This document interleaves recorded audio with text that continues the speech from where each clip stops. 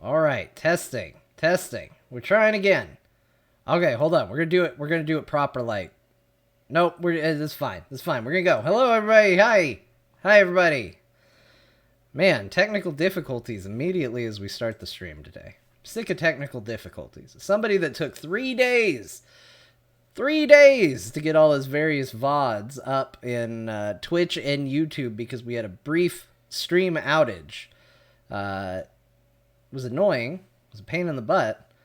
I'm sick of technical issues, and now here we are. Test failed. Can't hear you. Hi, everybody. Hi. Hello. Good to see you all. Welcome to the most professional stream on the internet. Starting off real strong. Real good energy going in. Everybody likes a good stream that starts like this. I didn't turn on any, I got the lights behind me, but I didn't turn on any lights today. So if this stream goes long, it's gonna get real dark in here. That's gonna be fun. I'm looking forward to it, and now you can look forward to it too, right alongside me. Everything's running late today. Everything's going bad. Everything's a little rough. And I actually really wanted to read this article right before we began. So here's what we're gonna do. I'm gonna read it on the stream. Real quick, let's just say hey to everybody who's been chatting. Dallin S. Jet, Hand Sanitizer, Troll Dan, Cellophane, Light Like 91, Ida Bloke, Hand Sanitizer again. I got it a second time because I have a bad memory. DJ Davis, hello, welcome. Everybody else that's just hanging out, good to see you. Good to have you here. Quick question, did you get the new swimsuit from the Moonfire Fair? You know I did. I haven't completed the full jumping puzzle yet, though. I did get through the most of it, but I did mess up near the top of the jumping puzzle, and I haven't tried again. I got mad, because it's not so much that the jumping puzzle is hard, it's that the stupid run past the bombs or mini jumping puzzle to try again is annoying. But it's a fun little activity. I like that they did it. I know there's people that are like, I hate jumping puzzles, but, change it up. Give people experience with lots of things. The main one to at least get the new swimsuit, this is in Final Fantasy XIV, by the way, is not that hard. I thought you have to do the jumping puzzle to get the outfit. Nope. You can pretty much skip it. In fact, I think there might even be a way to skip it. I think you can literally tell somebody, I'm the Warrior of Light, I could do this with my eyes closed, and I think you just skip it. I think they basically say, do you want to run the course with your eyes closed? And you say yes, and then they just teleport you where you need to go. Final Fantasy holidays are really not about putting a barrier between you and the stuff they've added for the holiday. But I do want to climb up the tower just to say that I have done it. That seems like something I would like to do. Darth Scion 14, thank you so much for the Twitch Prime sub. Kicking off the day in a positive way. I really appreciate it. Somebody just linked me this article. This is going to be, pertinent for tomorrow for Core. And I'm curious what the sources are on this. This is crazy if this ends up being true. I think it'll probably just stay rumor, but it's a big claim, and that is that Microsoft is claiming that Sony pays for blocking rights to keep games off Xbox Game Pass. Sinister. Let's see what it says here. This is from The Verge. Microsoft has claimed Sony pays for blocking rights to stop developers from adding their content to Xbox Game Pass. The explosive claims are part of documents filed with Brazil's national competition regulator and part of a review of Microsoft's acquisition of Activision Blizzard. Microsoft's ability to continue expanding Game Pass has been hampered by Sony's desire to inhibit such growth, claims Microsoft in August 9th filing to the Administrative Council for Economic Defense. As translated from Portuguese, Sony pays for blocking rights to prevent developers from adding content to Game Pass and other competing subscription services. Does this mean Sony is evil and Microsoft is casually out there revealing some dastardly business practices? No, I don't think so.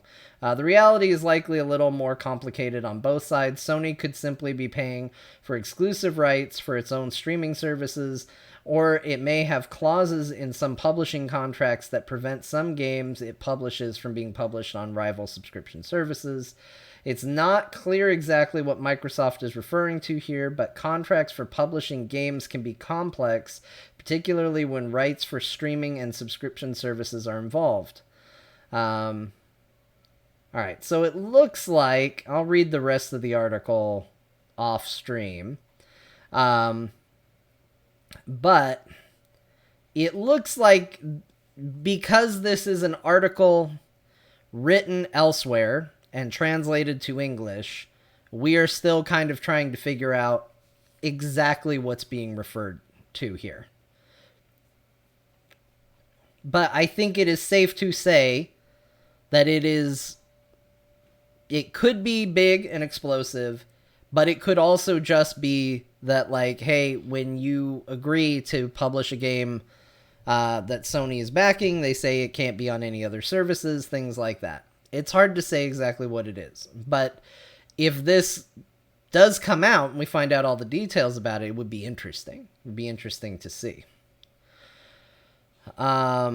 Geez, that just confirms what I thought from last week's core when Sony was throwing a fit about Call of Duty being too good for the Microsoft acquisition. Game Pass is the real threat. I mean, Game Pass is absolutely a real threat. I mean, Microsoft, like, at a business level, the amount of funds that they can put behind Xbox is substantially higher than what Sony can put behind PlayStation. Like, Microsoft can take a huge loss if they want and make the greatest service in the world. You know, they just can. Doesn't mean they're going to, but they have the money to do so. They have enough money to outmoney Sony, which is why Sony's that's why they're not Game Pass equivalent. Their subscription service, PlayStation Plus, is different. Like, and that's something we really tried to hammer home on Core, is that this isn't their answer to Game Pass. This is just, it's gonna get compared because it's a subscription service, but it's not doing the same thing. It's providing a similar value, but Sony needs money in a more traditional way that Microsoft can ignore that path if they want. Sony doesn't have that flexibility. And I think, honestly, what Sony is offering with their subscription service is good. Do I think Game Pass is the better deal? If you had both consoles, if I had a PlayStation 5 and I had an Xbox Series X, and you said you only get one subscription service, yes, hands down, I would take Game Pass. It is a better deal overall. But that doesn't mean that I don't think there is merit and value in what Sony's offering and how they're doing it. I think what they're doing is right for them. The problem is, I think Microsoft is evolving the video game model to something that works better in 2022, and Sony is doing a model that worked in the past, and we'll see if it continues to work going forward. Lag Beast, thank you so much for the Prime sub. 2 months in a row. Really appreciate it. Very good to have you. Thanks for hanging out with us. There's a quote from Joker in Mass Effect: I don't trust anyone that makes more money than I do. Never steered me wrong. It's a great quote. Yeah. Reading this, you know, don't jump at the headline because it could be innocuous. Like, and in this day and age, like, a lot of people just like to read the headlines, and a lot of, like, basically everybody who publishes things goes for the biggest, like, oh my gosh, click this clickbait title they possibly can. It does not surprise me reading a little into this that it is not as nefarious as the title makes it seem like it is. It could be, though. You never know. Sometimes it surprises you. But it's like all those articles that are like, hey, there's a meteor coming near the Earth. And you're like, shit. I need to click this. I need to find out what I'm doing in a month. And you click it, and then it's like, it's going to miss us by 17 quadrillion miles. You're like, okay. Glad it took me 8 pages to read this. And actually, usually it's more hyperbolic than that. It's usually something to the effect of planet-killing asteroid passes near Earth or approaching Earth. And,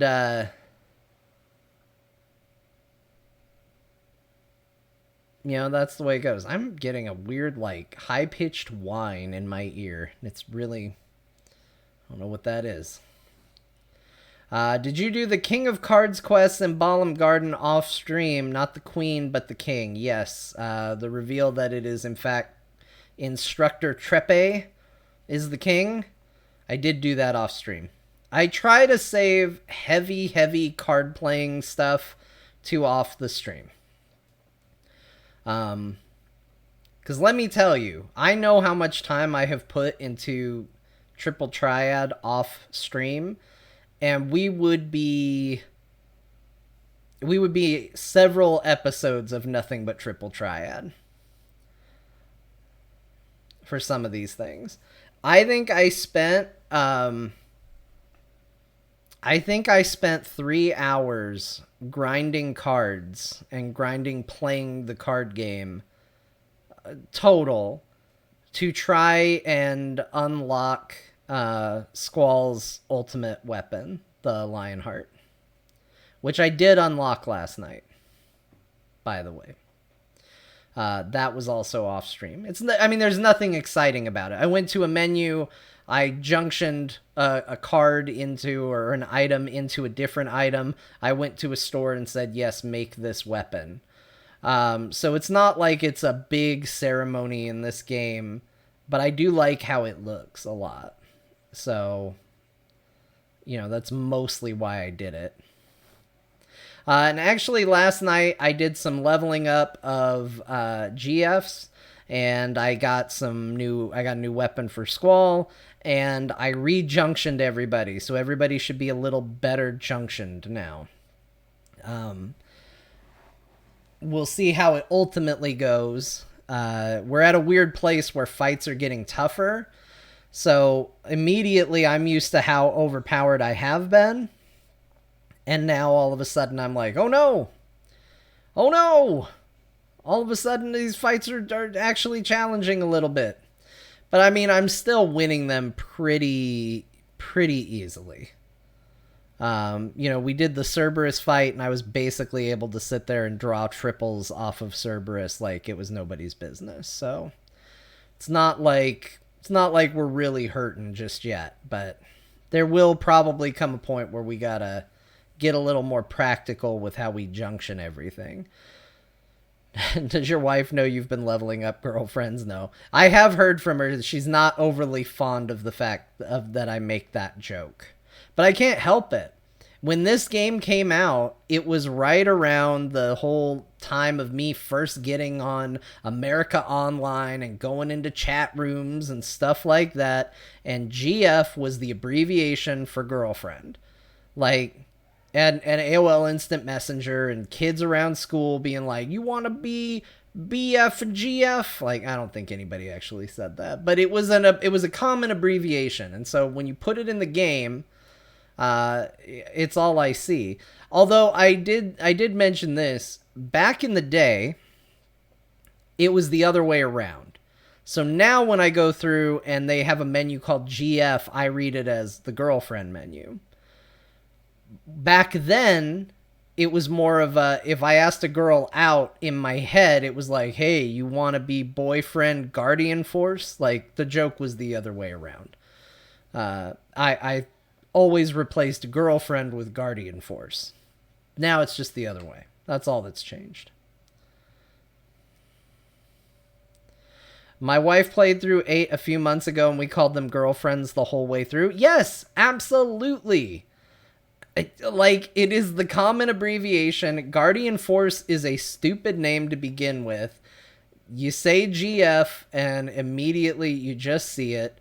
It's just like that joke. The first time I ever heard it was in Scott Pilgrim. I kind of think everybody else has riffed on it and has pulled from it, but I've seen it in other movies and TV shows. When somebody says the L word and someone goes lesbians, like, it's just ingrained in our brains. It just lives. It just lives up there. That's how it works. If somebody says GF, I see gluten-free these days. Oh, man. You're not wrong. You're actually not wrong. That's really true.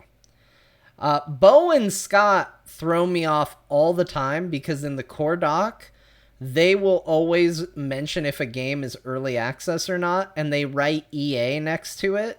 And I always think that these are games being made by EA Games. That's one I have not gotten used to. I cannot see EA as anything other than Electronic Arts, the, number one most hated company in the world multiple years in a row. Like, that's all I see every time they write it. And it makes me confused because a lot of the games that they put this next to, I'm like, that EA's making that game? That doesn't make any sense at all. I've never seen MW as anything but Mech Warrior. What's this Modern Warfare nonsense? You type that and I read Morrowind. Just when it comes to abbreviations, you're like, I've never seen this Morrowind as anything but Mech Warrior. It's true, though. I played Mech Warrior long before Morrowind, but that's a case of it took over.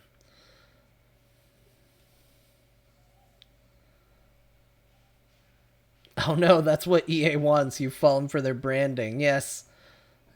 They are now the Band-Aids of video games. Their name is associated with the thing.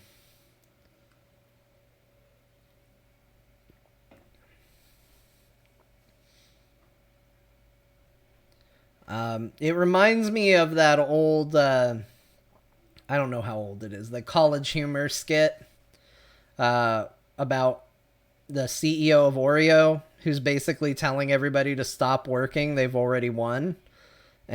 And he's like, stop trying. We're already synonymous with a thing. We weren't even the first, and yet everybody calls us by our brand name. We've won. Everybody stop.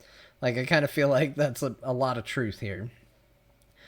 I played so much NCAA football back in the day, that's all I can hear when seeing EA.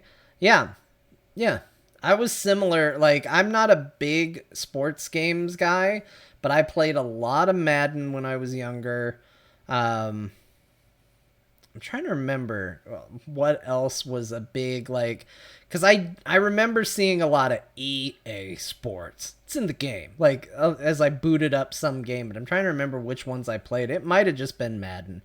I was a big fan of Madden for a while, and then it just started skewing a little more sim and a little less arcade, and I stopped at that point because I played a lot of sports growing up, but football was always the one I didn't play. And at the time, even though now my dad watches college football religiously, but growing up, we never watched football. And so I knew next to nothing about football. I play FIFA growing up in Germany. It's all about football. Let me throw, I didn't think about the international audience here. American football.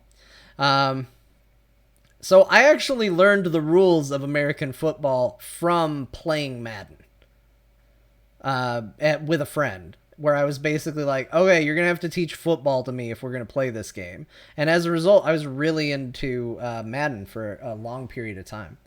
Also made it very weird because I never really had a favorite football team. I grew up in Arizona. The Cardinals were a joke when I was growing up.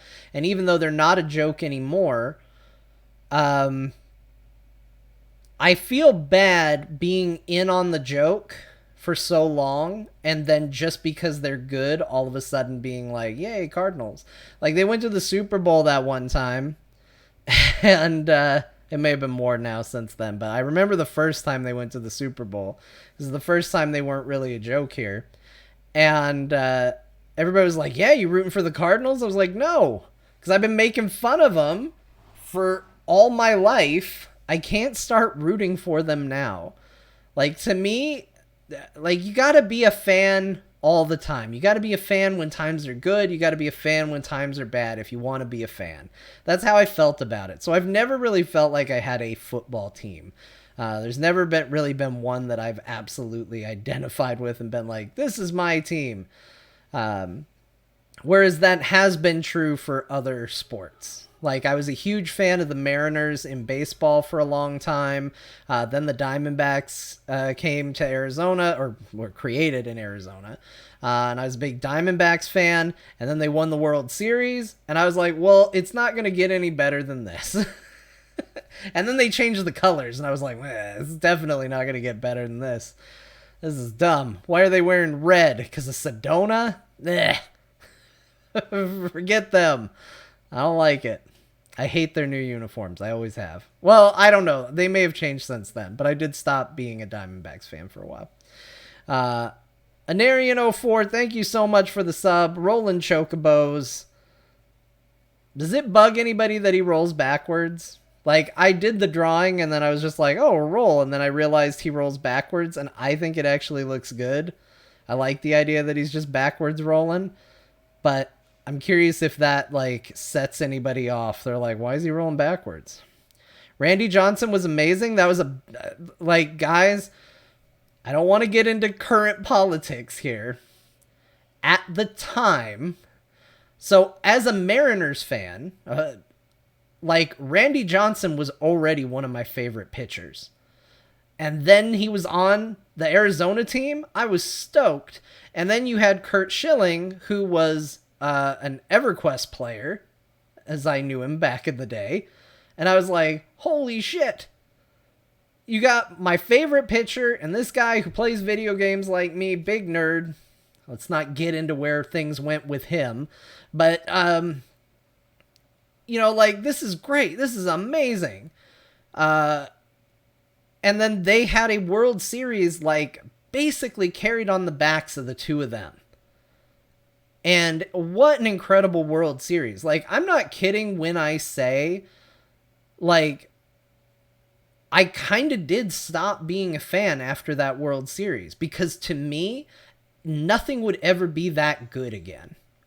It would be like if the Phoenix Suns had actually beaten the Chicago Bulls in whatever year in the 90s it was.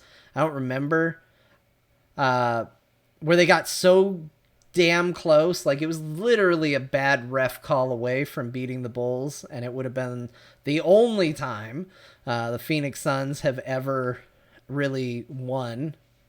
But I was such a huge fan of that team. I still, to this day, not in my house, my dad has it, but I have a basketball signed by the entire Suns team from whichever year that was. Again, I can't remember. I'm bad with numbers, but you know, Charles Barkley and Dan Marley and AJ Green, Kevin Johnson, like, oh my gosh, the whole thing. I got the coach, I got the owner. Actually, I think Jerry Colangelo was the owner. I got him to sign the basketball. I didn't know who he was. I bumped into him in a parking lot. And he's like, oh, I see you got a ball there. You're getting signatures from everybody. And I was like, yeah. And he goes, do you want my signature? And I was like, well, who are you? And he goes, I bet you want my signature. And I was like, okay. So I just gave this strange man my basketball to sign. And he signed it. And he's like, here, let me give you some merch. And he just gave me a bunch of Phoenix Suns stuff out of the back of a truck. And I was like, going back to my parents thinking I basically met a swindler. I was like, guys, this guy just signed my ball. He said I would want the signature, and then he gave me stuff out of the back of a truck. Some shady business. And my dad goes, you know who that was? And I said, no, I don't know who that was. Because he certainly didn't look like a basketball player, I'll tell you that. And he goes, that's Jerry Colangelo. He owns the Phoenix Suns. And I went, oh, Well, he's probably allowed to give shirts out of the back of a van, would be my guess. I guess that's okay. It's crazy. Let's see the unit. Kinlan, thank you so much for the 15-month subs. Welcome. No problem being late. We're just chatting about sports of all things. Not a thing I thought I would talk about, but I agree. I work at an airport, and ever since this soccer team, Paris Saint-Germain, got bought by a big money. Is it now Sheikh? I now believe Bo that it's Sheikh. From Qatar, they have amazing players with that. I see their jerseys much more than before. Yeah, I mean, that year was a crazy year. I've got the story about meeting the owner, and then also that year was the year Charles Barkley got so hurt and got so injured. Like, it would go on to be the injury that would end his career, unfortunately. But he was my favorite player. He's a lot of people's favorite player, not surprising. And I had gotten everybody's signature except his. He was the one I was missing. And I showed up for the training, and I had gotten the last couple signatures I needed. All I needed was his. He was running really late, and he came in, and he saw the line of people wanting autographs and stuff like that. And he just said, "Sorry, guys, I'm running late. I got to get in. Come back tonight. Come back tonight." And he got up, and I was a little kid at the time, holding up my basketball, and he looked right at me, and he said, "Come back tonight. Promise, I'll sign it. I'm just running late," and went in. And so we come back at night, everybody leaves, and still no Charles Barkley. We don't know what's going on.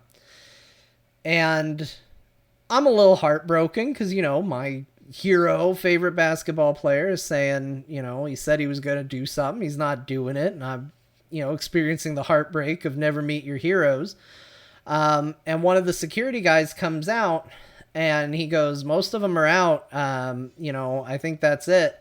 And my mom said to him, "Well, he said to come back, that he was going to sign this." And he said, "Well, I can go see what's going on." And so this guy goes in, I guess, to ask Charles Barkley, if he remembers that he promised to sign some random kid's basketball. And he goes in and he comes out and he goes, "So I got to tell you guys, he got hurt during training, and they're bringing an ambulance in, and we don't know what's going on. But he does remember you, and he does remember that he said that. So we're going to pick you up over the barricade, and we're going to take you in so you can get it autographed." And so this security guard picks me up, lifts me over the barricade, starts to take me in, and Charles Barkley comes like hobbling out. And comes out, signs my basketball, goes down the line, signs things for literally everybody that was out there waiting for him, and then proceeds to get like directly into an ambulance to go get checked out. And it's one of those things where, like, from that moment on, he's been stellar to me. Like, I will hear no ill will towards Charles Barkley. Like, what an amazing dude to do that for the fans. Like, it's crazy cool. It doesn't hurt that he has continued to do pretty cool things. Like, he's every now and then you'll hear a bad story about him, but in general, when you hear him in the news in some way, it's usually for doing something pretty good.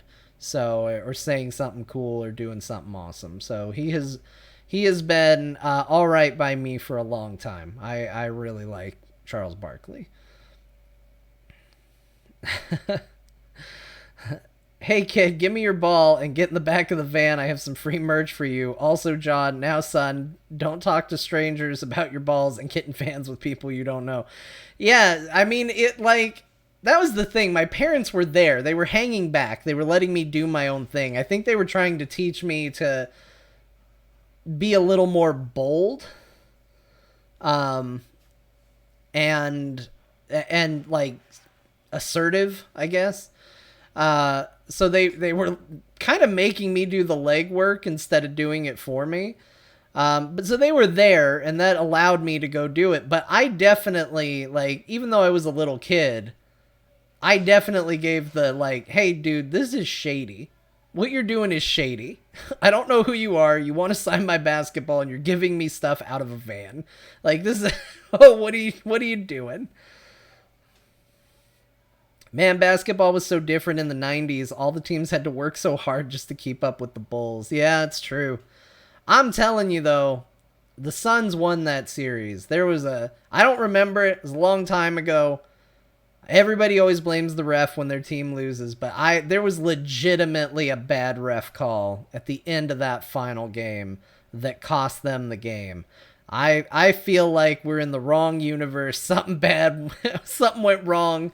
That wasn't the way it was supposed to go. But Space Jam. Charles Barkley's really good in Space Jam. He actually has one of my favorite moments in that entire movie when he goes and plays against the kids and then loses, and they just call him a loser and send him off looking sad. I love Space Jam too, by the way, unironically. While we're all talking about sports, if you want to talk about one of my favorite sports movies, Space Jam. I think it is underappreciated, despite the fact that a lot of people actually appreciate that movie.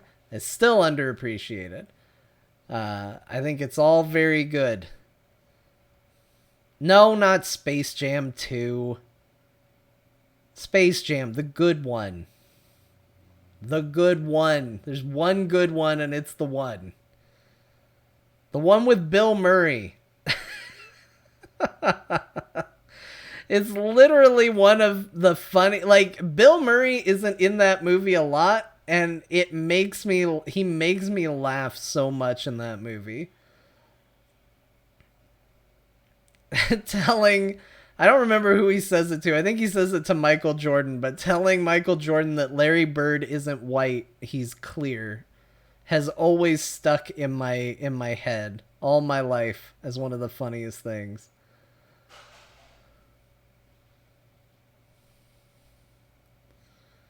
Yeah, I like that movie. I think, didn't Scott film sack that movie? And I remember Scott not liking it because Scott has a weird hang up on new voices for Looney Tunes. He doesn't like it. That's how I knew I had Scott with the whole anime debate, where I was like, hey, doesn't Looney Tunes do the exact thing that you don't like in anime?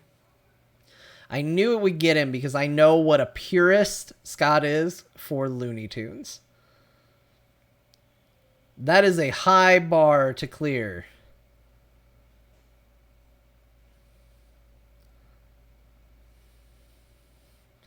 While Jean Mel Blanc was dead? Yeah, he was. He was dead, and there's nothing you can do, but Scott doesn't care. He's like, you should have just let Looney Tunes die with him, I guess. I don't know. Scott's pretty harsh on anything new Looney Tunes.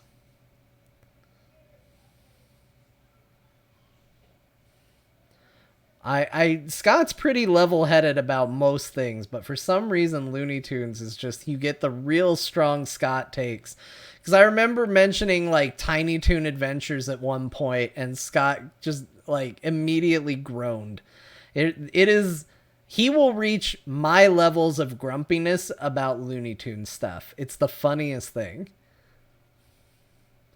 And even that new stuff that was on HBO, which by a lot of people say is probably the closest that it has ever gotten to going back to the old Merry Melodies, Looney Tunes kind of business.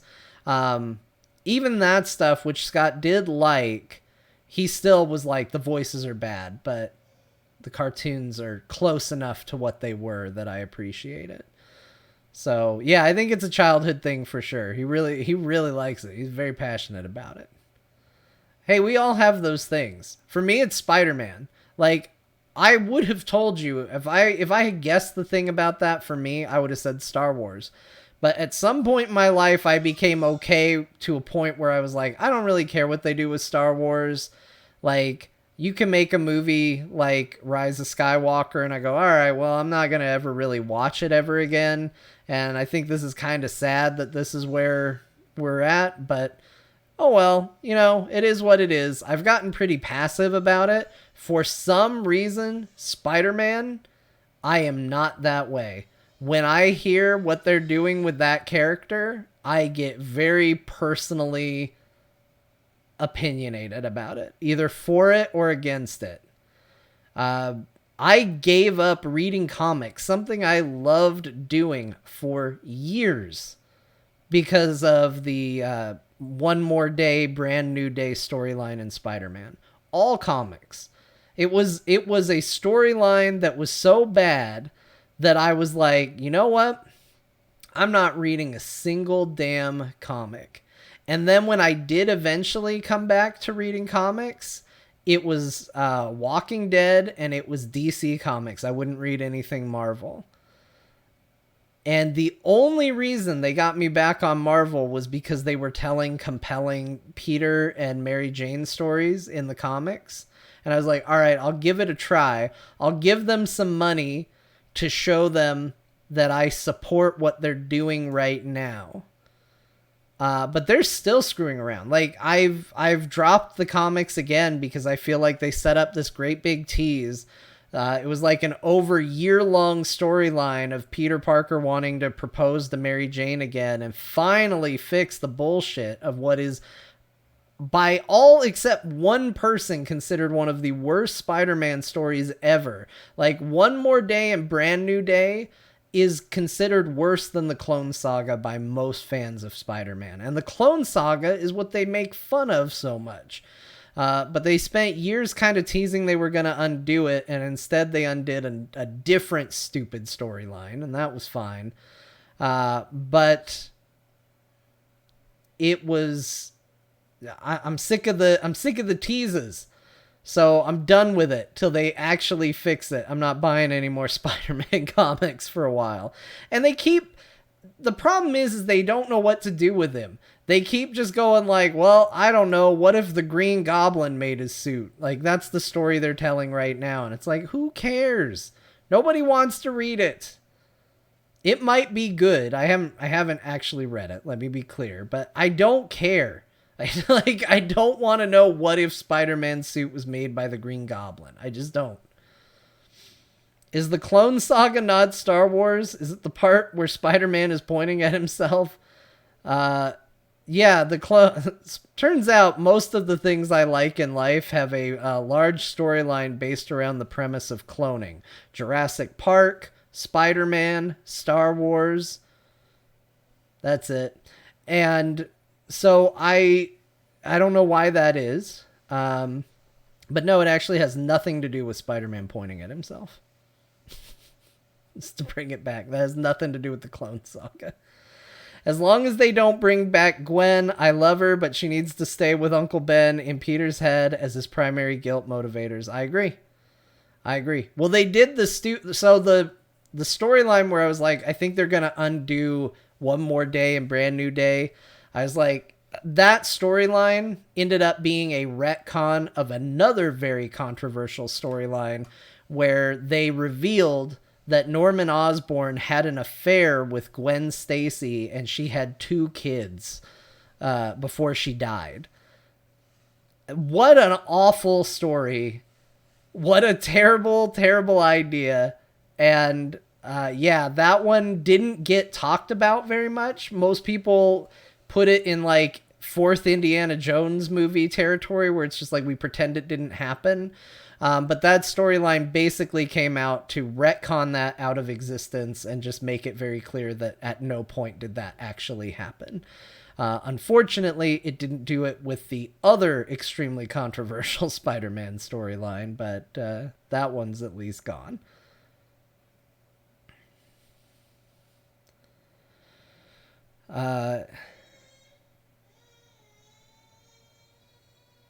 It's hard to keep writing about as a city hero. It can get difficult over time. It can. But you know what? I think that there are ways to freshen it up. And I think especially with the nature of comics. Well, first of all, I think comics are written incorrectly. I actually think comic books need to take from the MCU, and I think they need to do seasons. And I think comic books should be a seasonal event. I think there should be a big summit, which there already is, like this already happens, and they should plot out a season of this is the season's comic books and this is the event book that's going to close, open, or land in the middle of our comic run.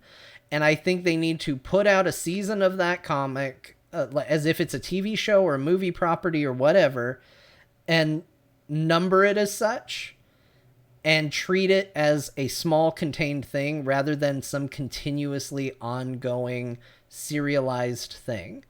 I think that would actually be to comic books' benefit. You wouldn't have to do as many retcons. You would give people more places where they could actually jump in and enjoy it. And I think the people that, like, deep down, they're like, well, I want it to continue. Like, it technically is. But I think you just need to give people here's how to pay attention to the story. I've watched so many Marvel movies about characters that I wouldn't otherwise care about, but it's tied into all this other content, that I think comic books would benefit from that same thing. But instead, what they do is they tend to operate more on just throw everything at the wall and see what sticks. And it creates kind of a Netflix environment where it's like, yeah, I really liked this show, but they canceled it. So am I going to give my attention to something that seems like it's probably not going to last or get cut off in the middle? Like, I hate that sort of stuff. It's not fun and it's not good for readers. So I actually think that comic books would benefit learning from the movies and stuff like that. And I don't think they should run for I think a season, shouldn't ever go more than a year, because it's one thing to tell somebody that they're behind. Oh, you're behind 27 issues if you want to know what's going on. It's a different thing if you say, well, you have 11 issues to catch up on, or you can wait a month and it's going to be a fresh start to a degree. And they don't have to press the reset button every time, but I think, like, you should know that if I buy a comic at this time, like, I can get into it and I don't have to have read anything prior, or I will understand what's going on. And it also makes a more attainable, like, kind of bibliography if you do tie it to something to go, yeah, read Spider-Man season 3 issue 4. It's like the numbers are never going to be huge. It's not like, check out Amazing Spider-Man 395. Like, nobody's going to do that. And half that stuff's a collector's item anyway, and you can't buy it or find it easily. That's what I would change about comics. I will defend the 4th indie movie. I'm convinced people went in with nostalgia goggles and got shown exactly what indie was, but with fresh eyes, it's better than Temple of Doom. I think I don't agree. I get where you're coming from, but I don't agree. I think that Aliens is stupid, not the movie. I think having aliens in it is stupid. To me, it is a case of what am I willing to buy within the universe. Within Indiana Jones, I will believe in religion and the power of religious artifacts and all of that. But as soon as you're doing flying saucers and aliens, I'm not interested. You got a different Lucas Spielberg property specifically for aliens. Actually, a lot of them. Like, keep it out. I hated it. I hated that that's what it was about. I hated that that's what it ended up being. If that movie had ended with it being some ancient, like, revered deity and maybe it was aliens, I think it would have been a stronger ending. I think ending on, no, it was definitely aliens and here's their stupid, shitty looking flying saucer, was garbage. I think the CGI in that movie is distractingly bad. And I think that if those set pieces had been done without distractingly bad CGI, yes, I might have put it over Temple of Doom. But those two things alone, I also don't think the acting is very good in it. I think he does a great job. Like, I think Harrison Ford still playing Indiana Jones is still awesome. But I think almost everybody else in the movie does a bad job, including some actors that I really genuinely like.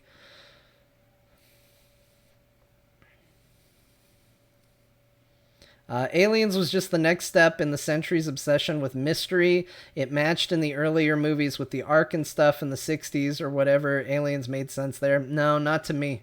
Like, that's the thing, is like, you can explain it, sure.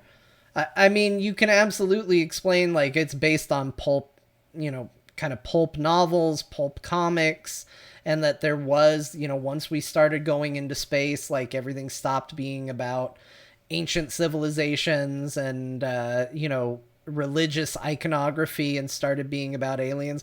I get that.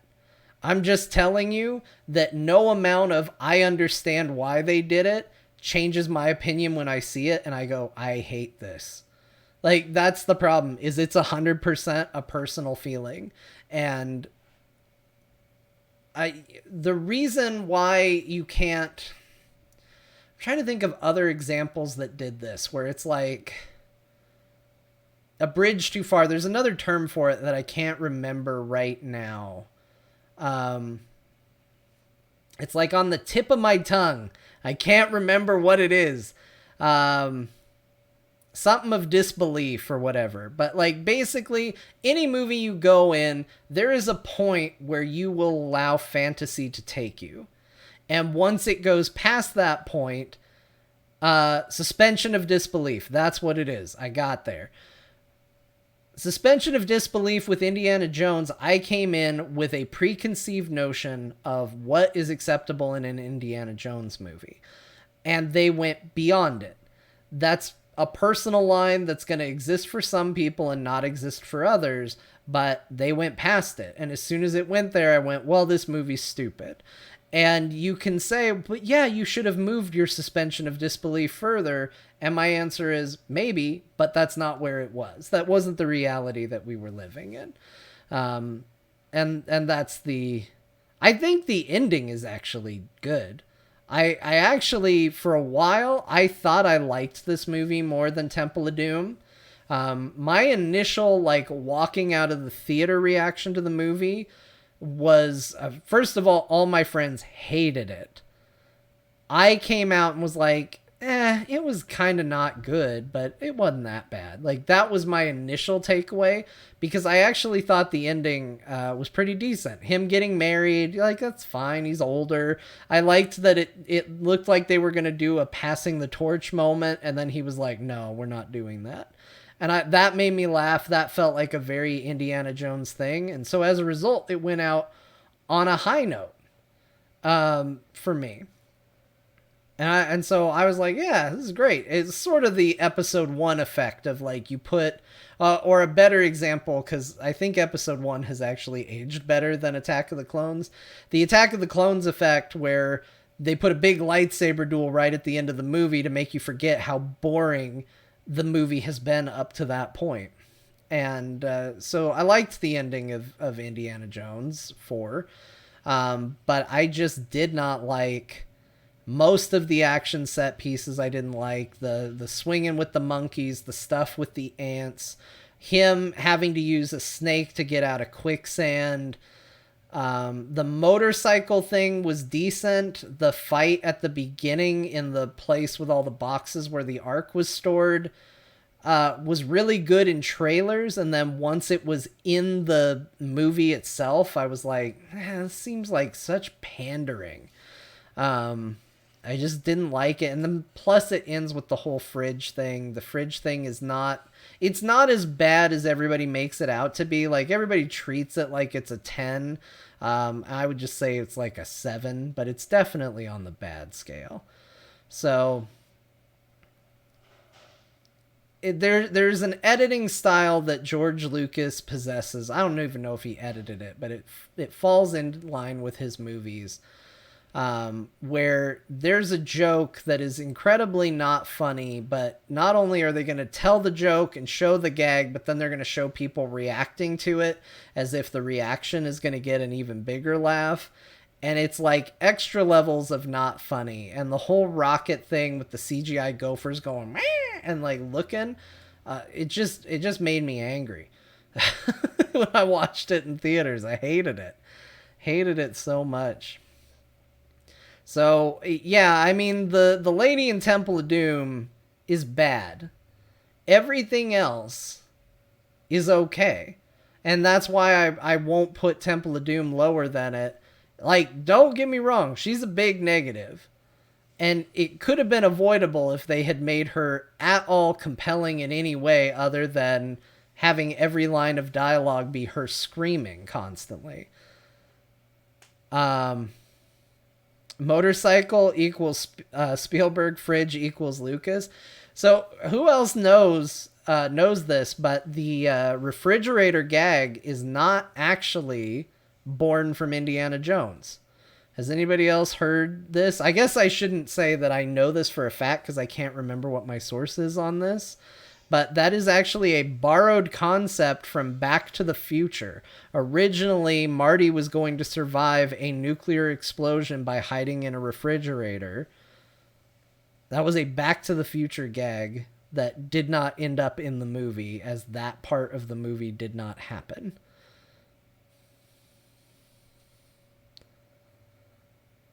So, I've heard that.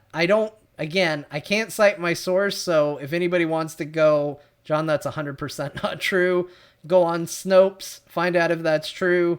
Let me know that I am wrong, because that's a piece of trivia that I always will come back to, because I'm always like, that's crazy that was going to be in Back to the Future. It doesn't even fit in Back to the Future.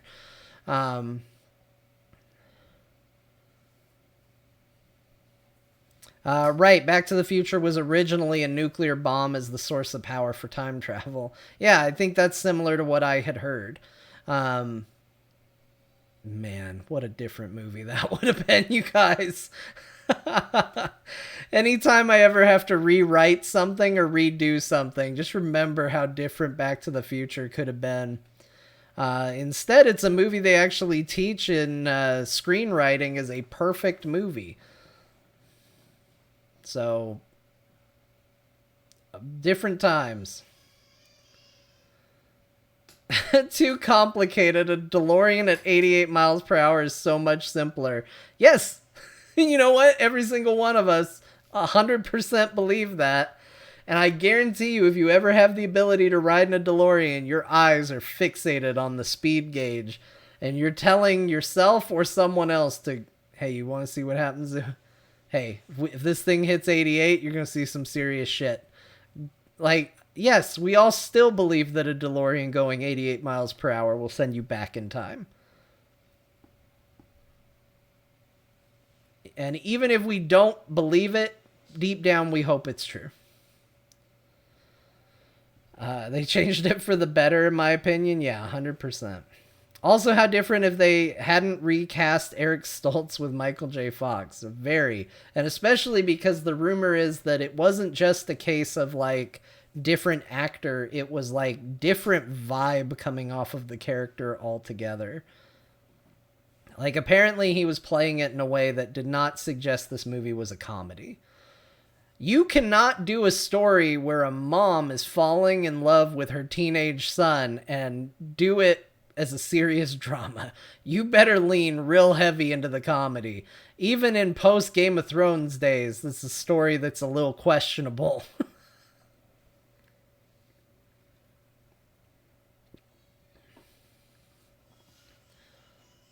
You gotta be careful with that stuff. People don't realize this is a tongue-in-cheek movie. That's gonna fall apart in a real bad way for you.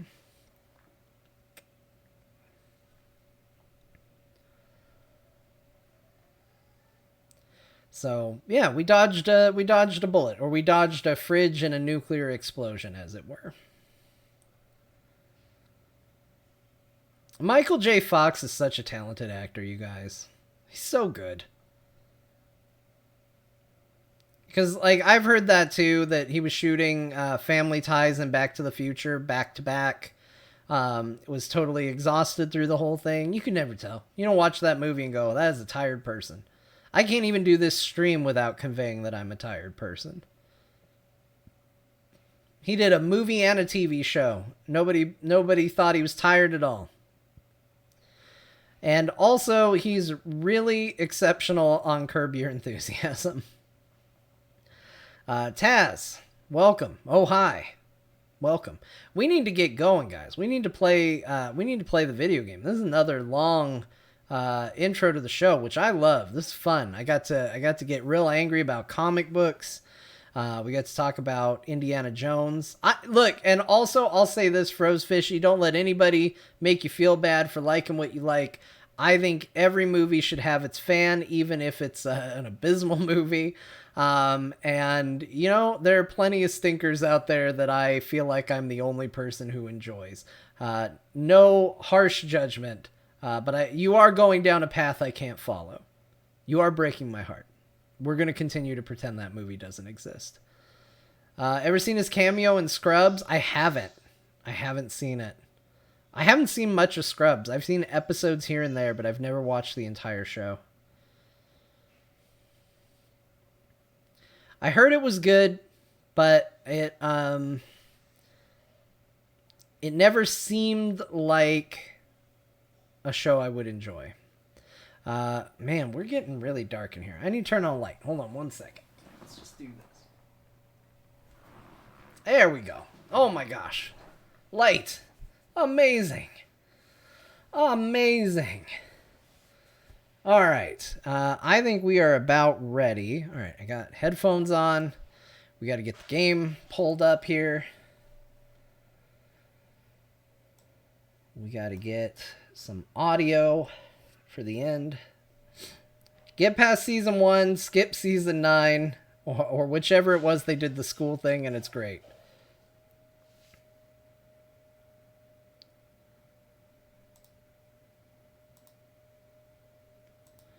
Let's see, what do we want to do for our end here? Actually, you know what? This is probably good.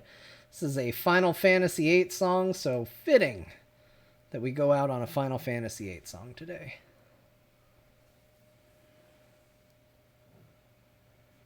Yeah, it's always so bad when that happens. I want to rewatch The Sopranos, because I was pretty young when Sopranos came out, and I just feel like I would appreciate it a lot more now that I'm older. Actually, in much the same way that I'm appreciating Final Fantasy VIII much more now that I'm older. But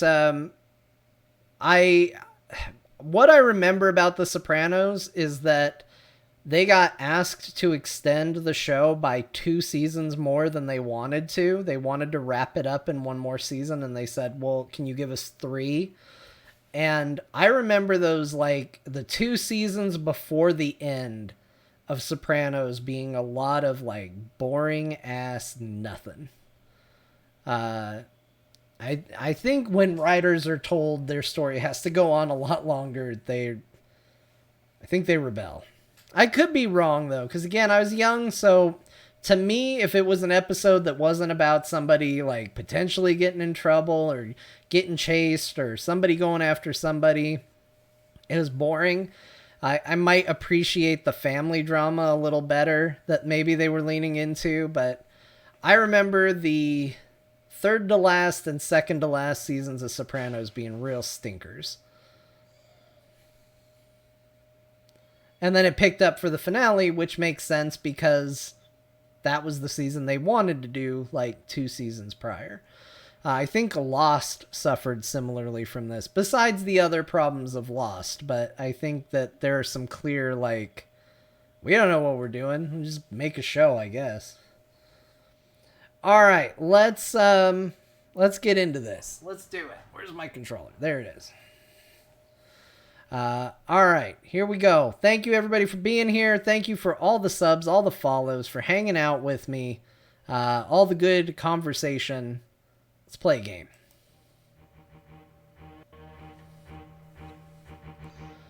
We're back to Final Fantasy VIII.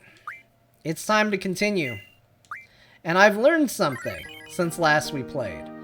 I've learned a fun little trick.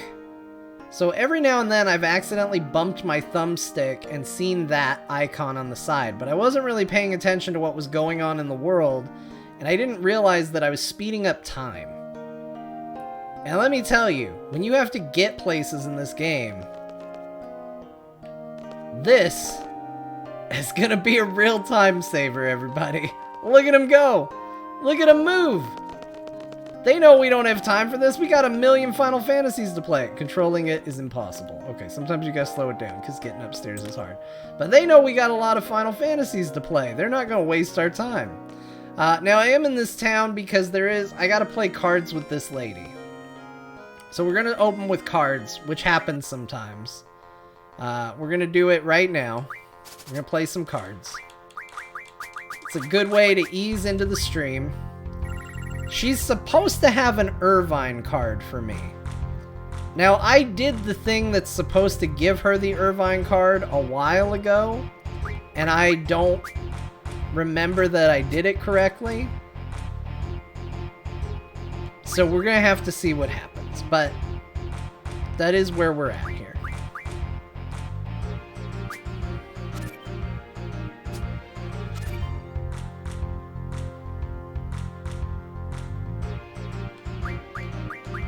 This is unacceptable.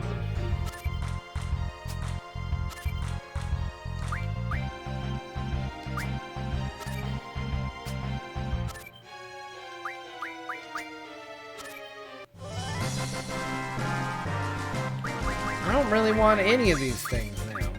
Alright, I guess we'll take that. You're supposed to have an Irvine card for me, lady. You need to give it to me.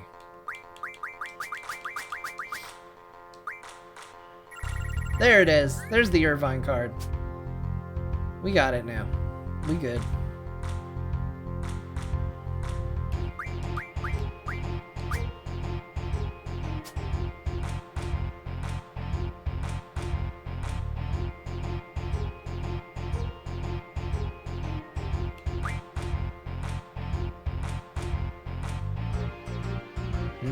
How do we want to do this?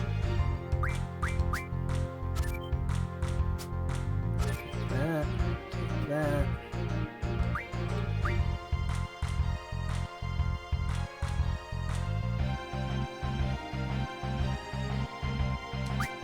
that.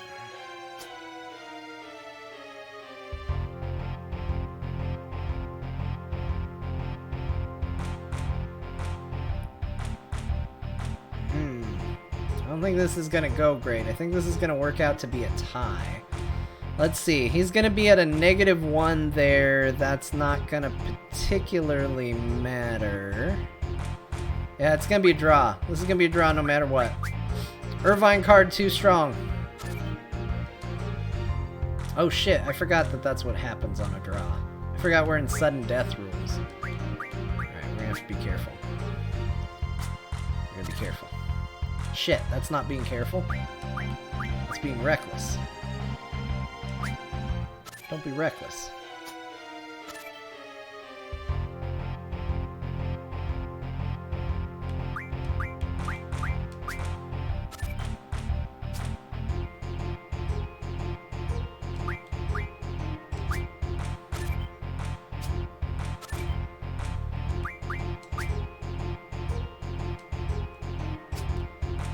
This is a tense match here, what we got going on.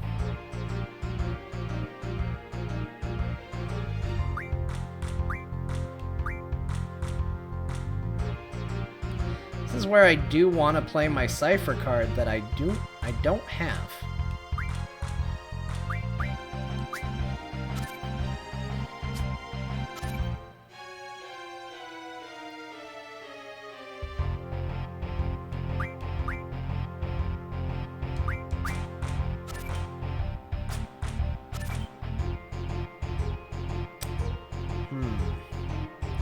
Can't say that's how I expected that to go.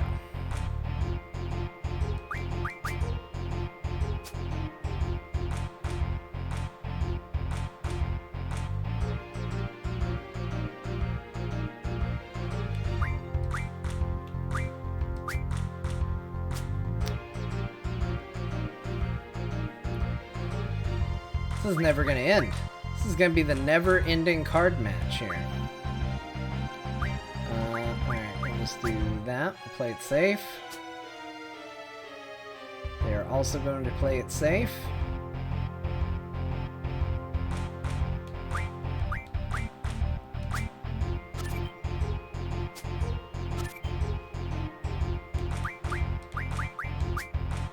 Oh shit, that's a tie. I always forget this stupid elemental rule. It throws me off so much.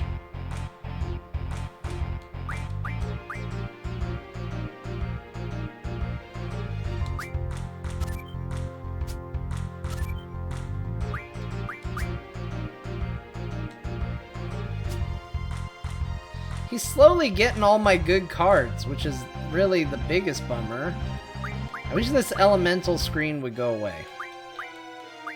I don't like it. It's frustrating to me.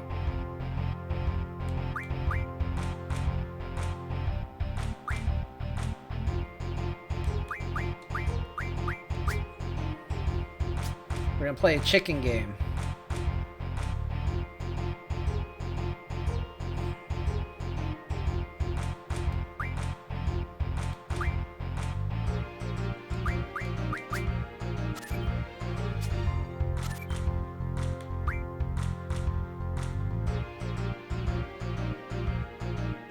Man, I messed up. I didn't really think about this, and I messed up.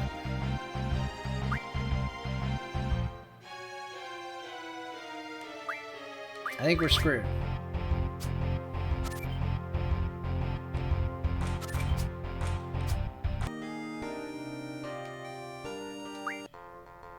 I don't like that at all. I don't like what just happened. I don't want to reload. I want to win it back. I'm going to win it back. I hope I'm able to win it back.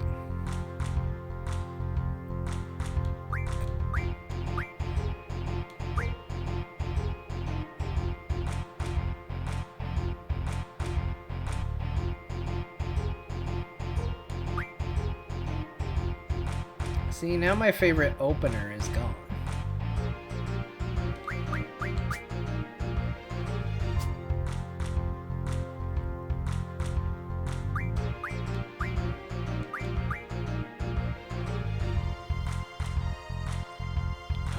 So they can beat me there.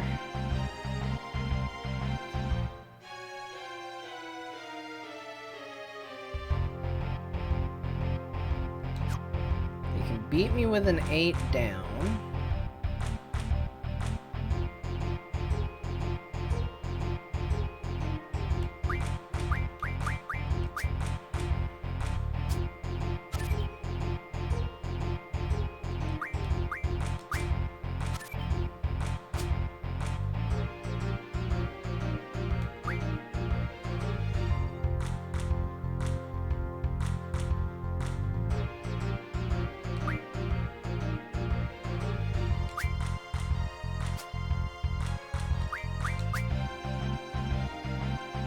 Shit, I thought that was gonna be a victory, actually. I was bad at math. Did we wind up with the exact same cards coming out of that? We did. Crazy.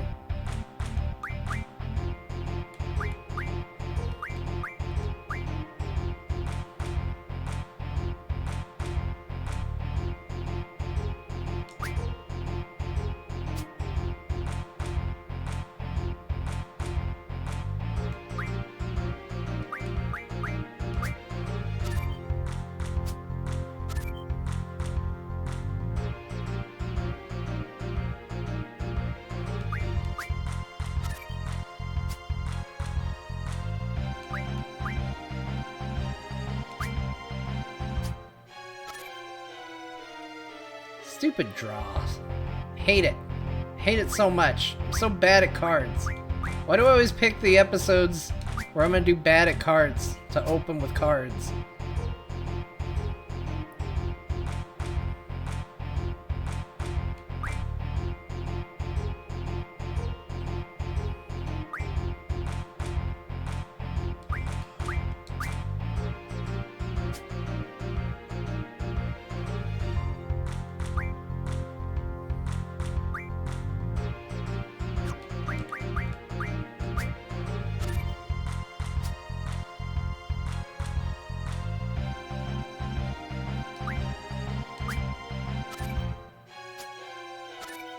Shit.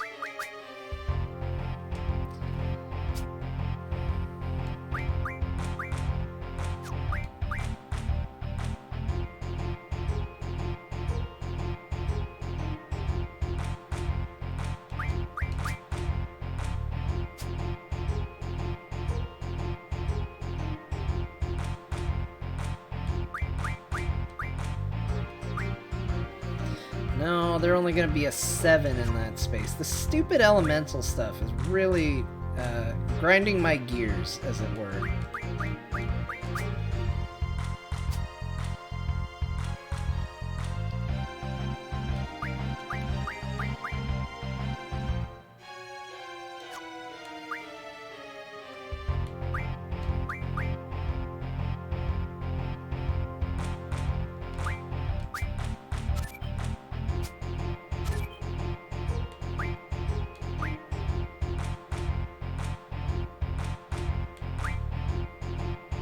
Did I really just lose this one? No, because she can't beat... No, she can. I did. Man, I'm gonna lose another card. All because she had my cards. Okay, you know what? That's it. We're reloading. I'm a sore loser. We're doing it again.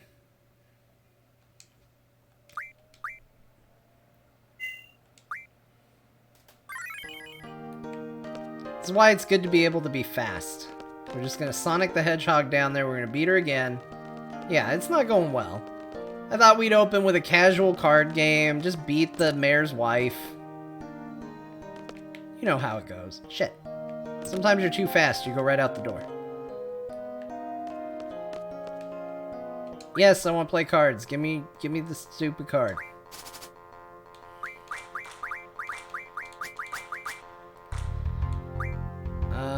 Let's see here. Let's do that and maybe do...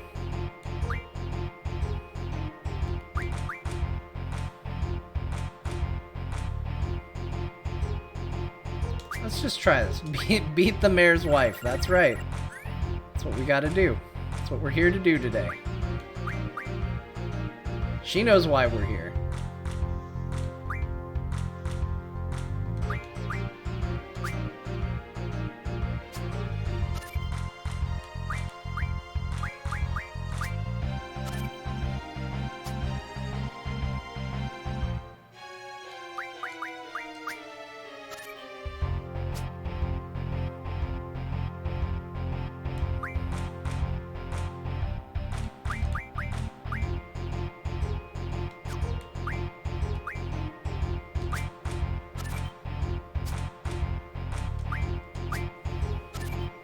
There we go. That's how it was supposed to go this whole time. That was what it was supposed to look like. I understand why everybody was,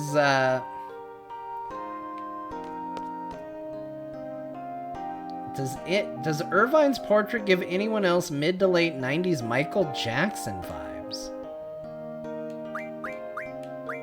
Hold on. You know what? When I read it initially, I thought you were crazy.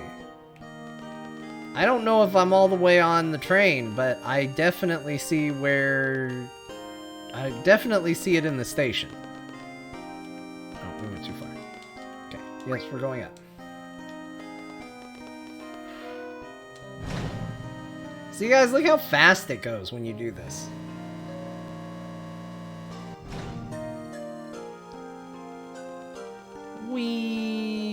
It makes travel so much nicer. They're actually hurrying.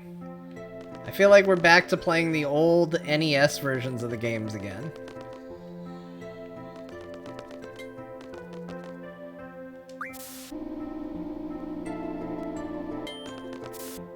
I also heard there was a magazine that we are able to get in the training center. So we're gonna go check out. Who are you? She's gonna become a seed one day. We gotta go. So we're gonna go check out the training center real quick, because I heard there was a magazine in here somewhere. There it is. See, look how quick these errands actually are. Oh man, I can't pick up the magazine. Weapons monthly. We got it. Let's go. Yeah, it's a bunch of people that need to pee. Oh man, look at Zell. What's he doing? Hey man, what are you doing? Have you found Eleni? I mean the White Seed ship yet? No, we're busy. Whee! 3rd floor. We gotta go. We gotta go. We gotta go. Alright, we gotta go find the White Seed ship. We're all ready. We're well rested. We're junctioned. Here's the best part. Look how fast my boat moves.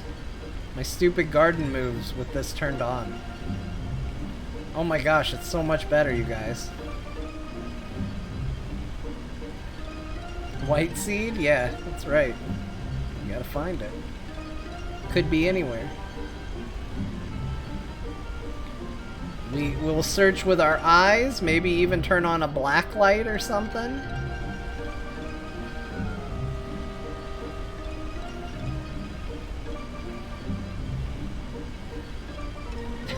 We are come. Yes. Yes, indeed. Alright, we're moving pretty fast, so everybody keep an eye out for a White Seed ship. We're gonna go check out this friggin' crater.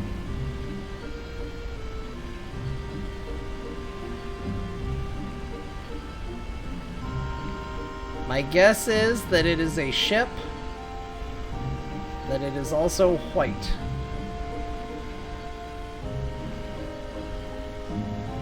I'm in the right general area. Giving somebody the White Seed ship is how you end up with a pizza baby. Wait! I see it!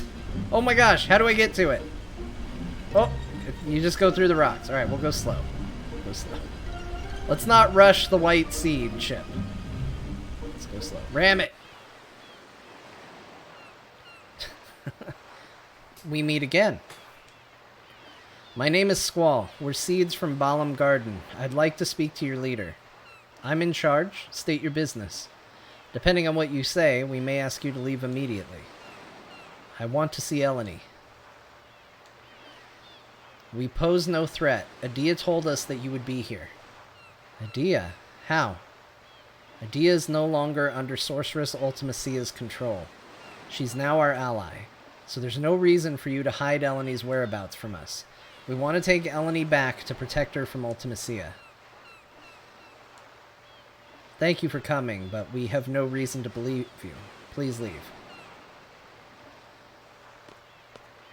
Well, we're gonna storm the ship.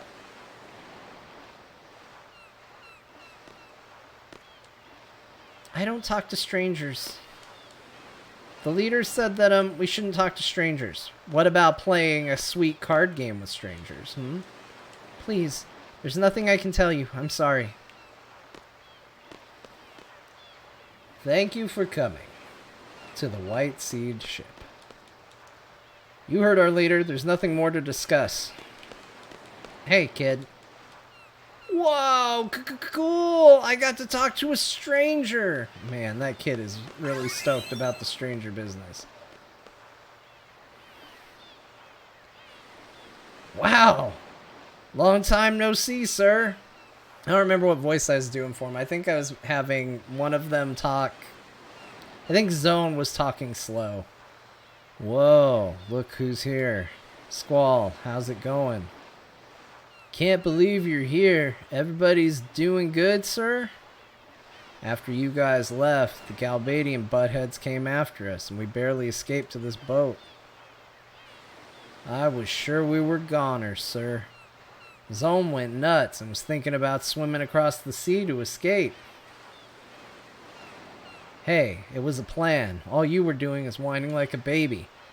We're gonna die, we're gonna die. And look who jumped in first, you numbnuts. I don't see how these wackos keep surviving. So, how's Renoa? Where is she? Renoa fought with us against Adia. For some reason, she went unconscious after the fight. She's resting in the garden now. I don't know what happened. We couldn't protect her. I'm sorry. You son of a bitch! What did I say? What did I say, huh? I told you to take care of her. That nothing better happened to her, scumbag. You pathetic lying scumbag. Zone, come on. Easy, sir. Easy. She's not dead. They just don't know what's wrong with her, that's all. Ain't that right, sir? Squall would never give up on her. Am I right, sir? We came here to get Eleni because there's a new evil force after her. If we can get Eleni and Renoa together, maybe we can get Renoa back. Really? C-Zone? I told you, sir. Renoa's gonna be fine, sir. She promised we would come back. We have to free Timber together. Don't worry, sir. Alright, but I'm gonna say it one more time. If something happens to Renoa again, I swear. I'm pretty sure one of these guys has a rare card.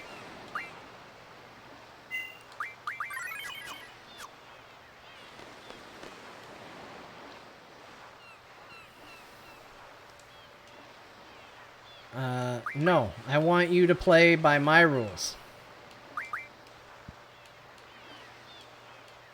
No. Play by my rules.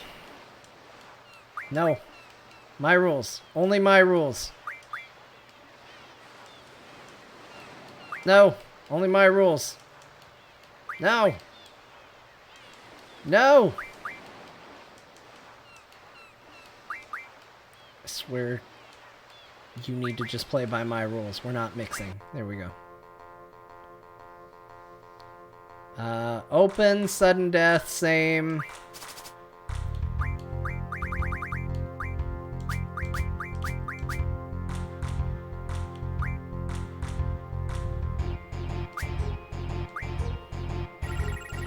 Well, hell. Come on, dude. What are you doing?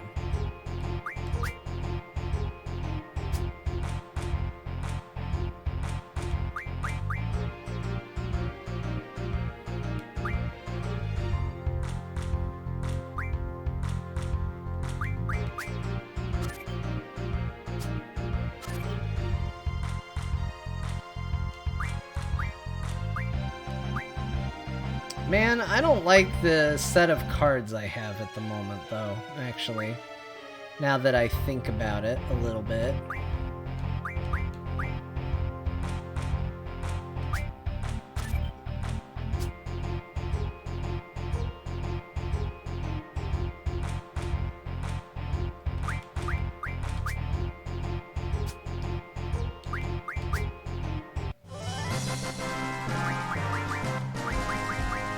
We gotta be careful, because I'm playing with cards that are new, and I'm playing with strategies that are based around the cards I used to use.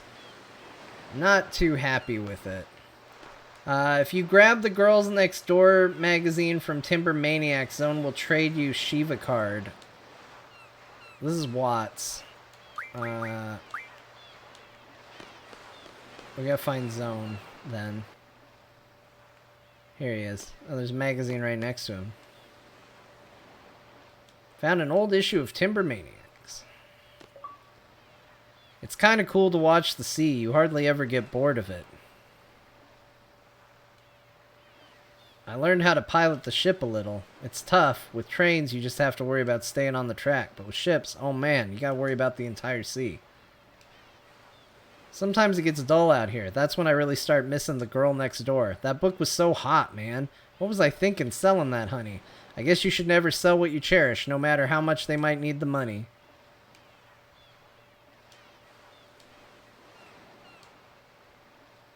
Alright, I must not have gotten it. I thought I did.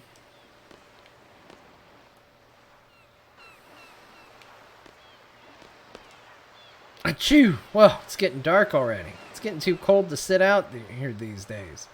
I love sunshine. It feels good. Watts told me sunshine's good for you. Alright, I'm going to save one more time. I'm going to see if this guy has a rare card. I vaguely remember there being a rare card, but maybe I'm thinking of the magazine deal. So we'll just see what he has. Let's see. Cypher, Adia, Renoa. Oh, we got all the Timber Maniacs magazines. That's exciting. Him. And we'll do a Leviathan.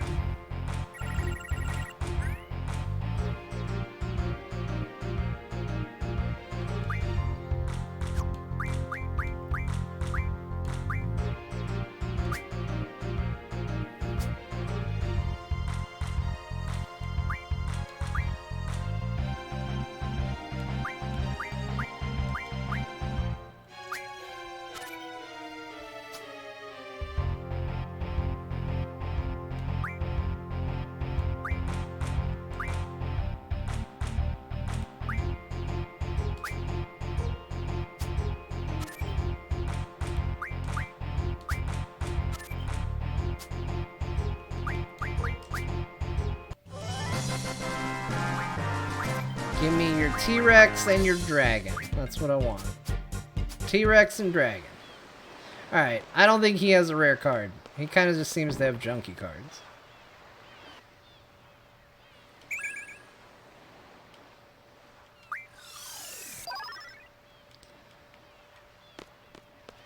Nice draw point.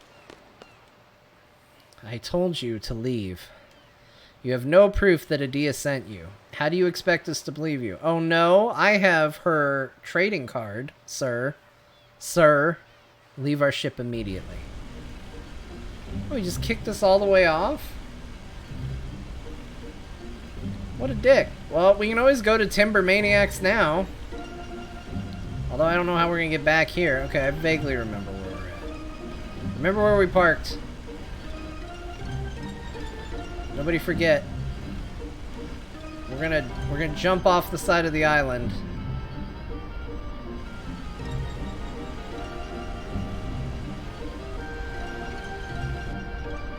We can go get our lonely boy his Timber Maniacs. Just gotta remember where Timber is. It's somewhere around here. Just follow all the trains. There it is.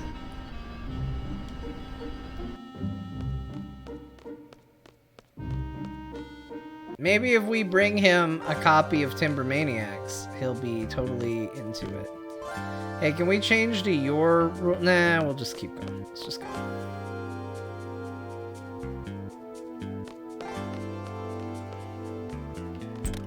Any cool weapons we can make? No. Nope. Nope. Nope. Nope. Okay. Thank you. Oh, it went back in. Okay, thank you.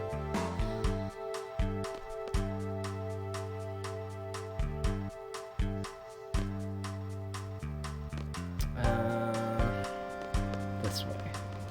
Who are you? You look suspicious.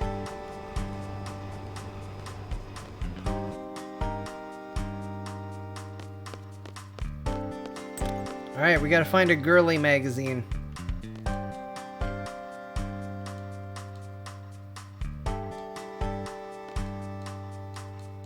Thank you. We are very cute. We are the cute boys. We found a draw point.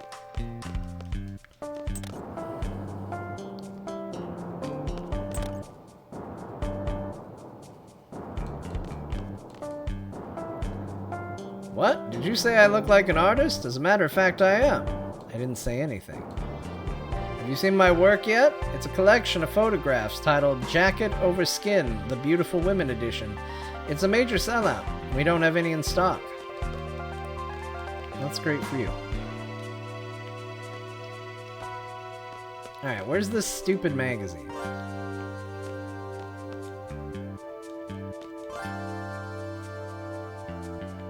Shit. Chad, do you remember where it is?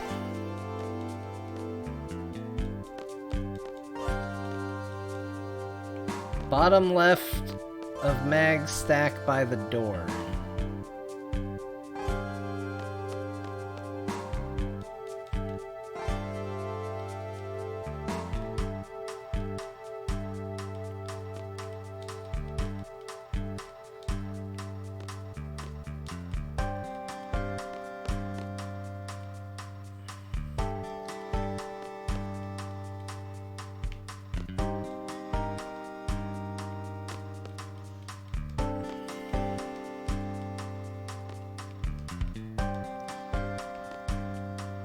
There it is. We just had to approach it from the right angle. No wonder I never got that. It just makes me talk to the lady all the time.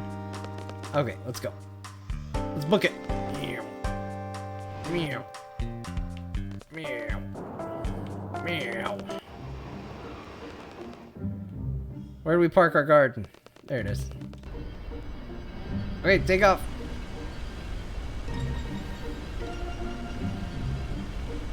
Will you let us back on the ship if we bring girl next door? I don't remember where the boat was. It was somewhere around here.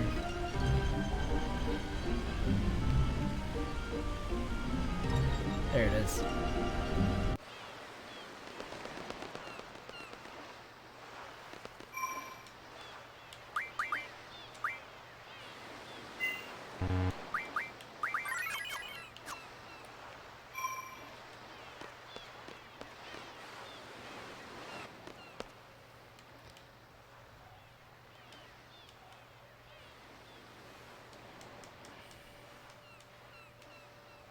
Hey, that's the girl next door. How'd you get it? Hey man, listen, I was wondering if you can give it to me. Serious? Oh man, thanks, you're awesome. Here, I want you to have this. Rename card, Shiva card. Okay, we're gonna save post Shiva card.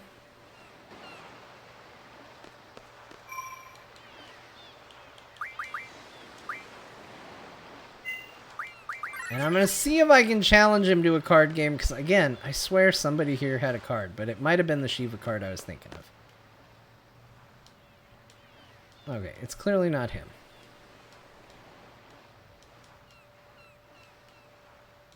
Okay, it ain't you. Maybe if you talk to Adia again, she'll give you some help. Yeah, I mean, I figure she should be able to be like, hey, here's a journal that says you talk to me. Where's Shiva? What's her card look like? Yeah, her card isn't great, but, you know, it's alright.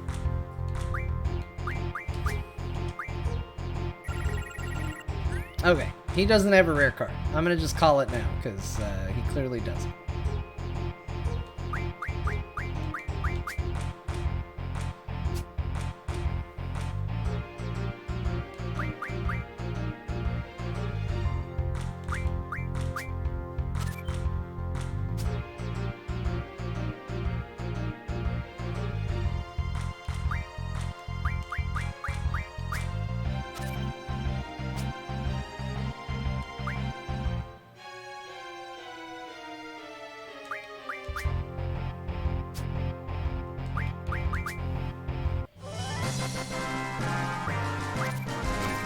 Turtle, we'll take that, and we'll take this blueberry guy. Oh, we get 4 cards. We'll take Wedge and Mix.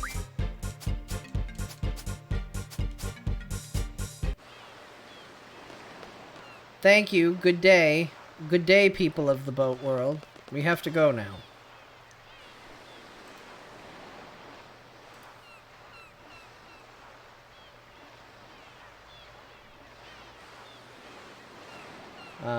Let's see. Let me just see. I'm gonna see what's next.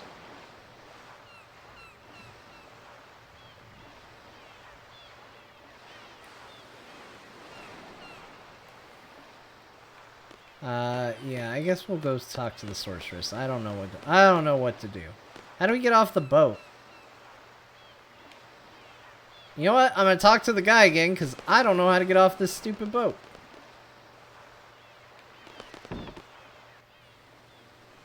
Oh, there he is. I thought he disappeared. I told you to leave. Leave our ship immediately. Alright, now I gotta remember where Adia lives.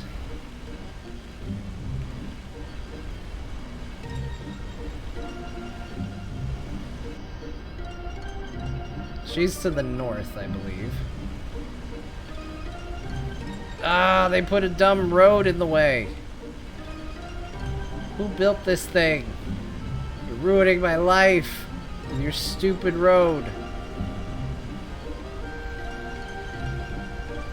Oh my gosh, the road goes forever.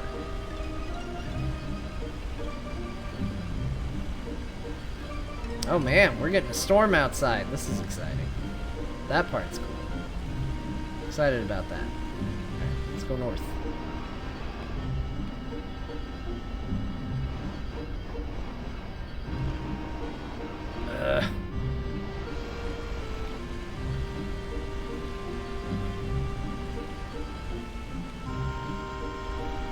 Okay, I think Adia's house is somewhere on this continent.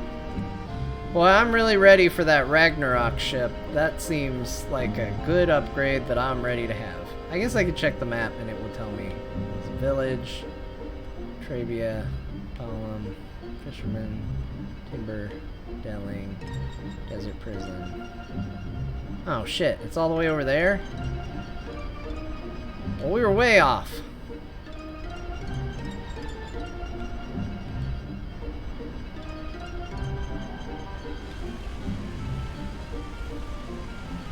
Good thing the world's around. Would be really awkward if all of a sudden we hit an ice wall or something.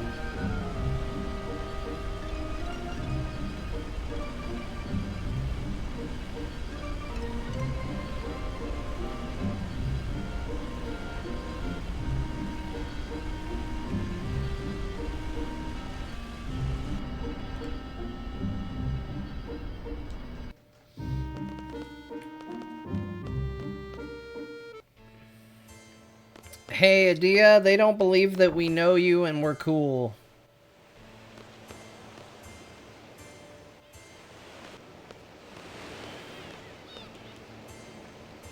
Is there anything at all I can help you with?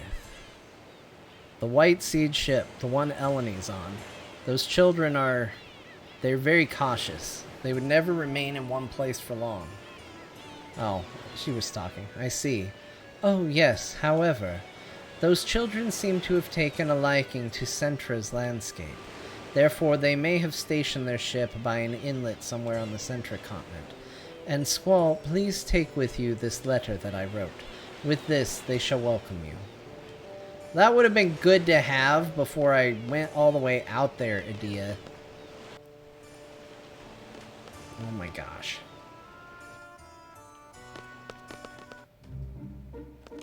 Also, wasn't she looking for them? Why does she have more information about where they are than we do, and she's the one who was trying to find them? Does that seem weird to anybody else? It's kind of the thing I keep thinking about.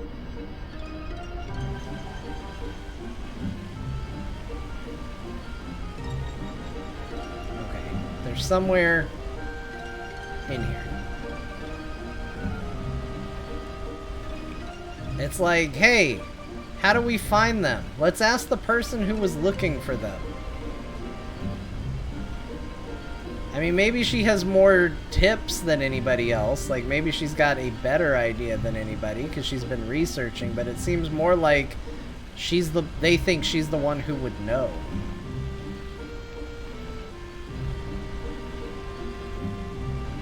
I can't find the stupid ship. I found it so easy the last couple times. Now that the game knows I'm doing it for real, it's like, no, you didn't earn it. You didn't work hard enough those last times. You looked and you saw it too quickly, and now, nothing. Okay, let's slow it down. Okay, I always see that place when I'm leaving. There it is.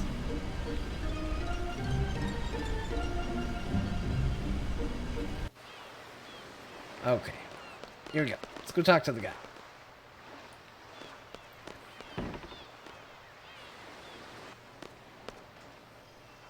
Here. This is Matron's writing. She really gave this to you. You guys call her Matron too, huh? Yes, ever since we were little. We were raised by Adia too. It was difficult to fight against her, but we did. Fortunately, everything turned out well. Adia is no longer evil. She's back to her old self again, the kind matron we remember. Squall, thank you. We owe you and Balam Garden much. Even our salute is the same. Matron told us it hasn't changed since Seed was established. You didn't finish the conversation. You didn't give us what we wanted. So it says in the letter you're looking for Eleni. I'm sorry, Eleni's no longer here. Well, that's convenient. Remember, we picked her up from your garden near the FH coast.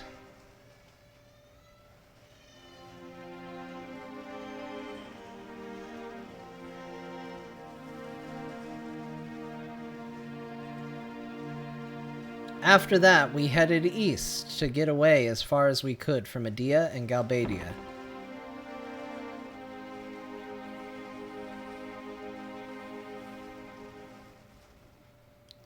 Before long, we encountered the Galbadian fleet.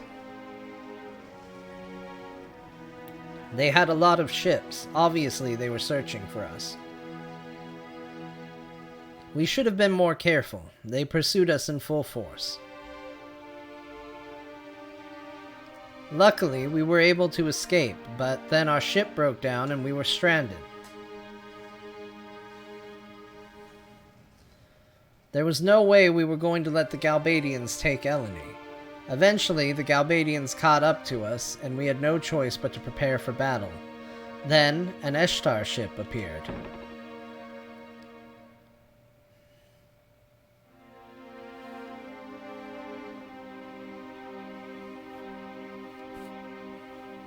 A battle began between them, and we were caught in the middle of it. Then something strange happened. Suddenly, an Eshtar ship came up beside us, and Eshtar soldiers came aboard.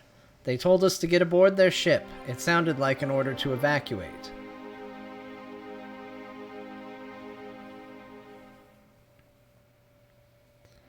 Of course, we refused. We didn't trust them, just as we didn't trust the Galbadians. As Eshtar soldiers were trying to convince us, the battle became more intense. Soon, they were forced to leave our ship.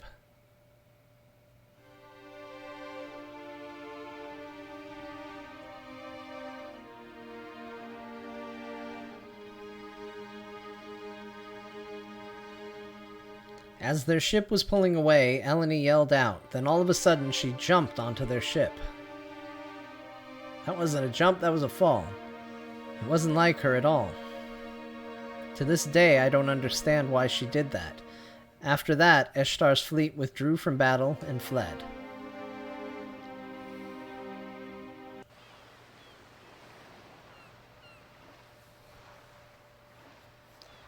After they left, well, it's a long story. After our ship is fully repaired, we plan to go to Eshtar. Sorry, Squall. We couldn't protect her. So, Eleni's in Eshtar?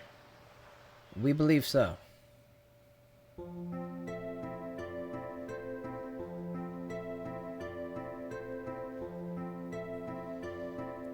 Have you decided on a destination? Eshtar. Oh man. Xenophobic Eshtar. That area's terrain is not generally suited for flying the garden. Anyway, set a course for Eshtar. Squall does not care. Hey, I don't give a shit about what's doable and isn't doable. When I say go, you go. Let's see how the GF's learnings are going.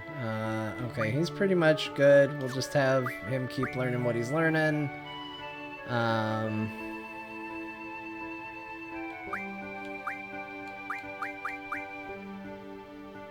I guess that's fine.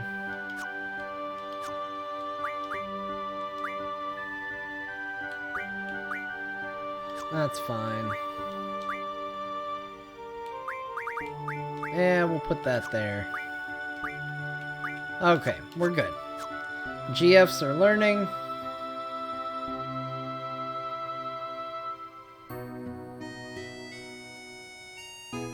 Let's see. So we gotta go to Eshtar. Do you have any idea, Quistis? The Eshtar continent is surrounded by a huge mountain range. It's literally hidden away by the mountains. There isn't much contact with the outside world. That's why they're called the Silent Country. Can't believe we're going to Eshtar. Those soldiers give me the creeps. Yep, it's very shocking. But we're gonna do it. I guess we go down.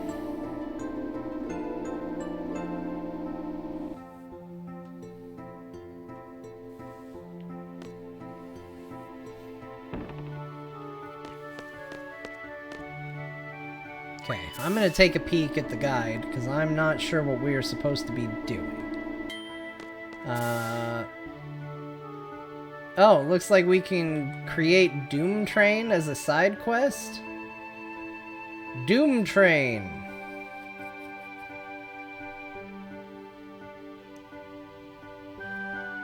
Okay. I don't want to miss a summon, so let's look into this real quick.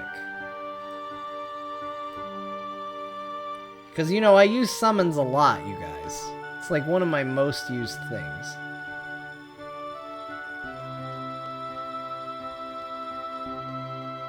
Let's see. In order to do this, we're going to need 6 Malboro tentacles. Let's see how many we have. Let's just see how we're doing.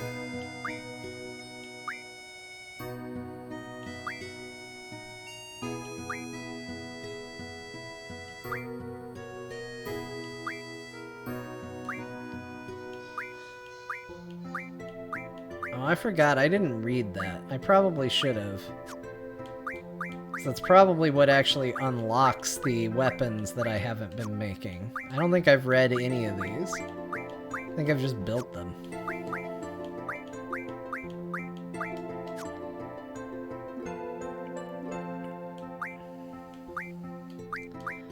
Magic up. I'll give that to Renault, I guess. Okay, I don't think I have any.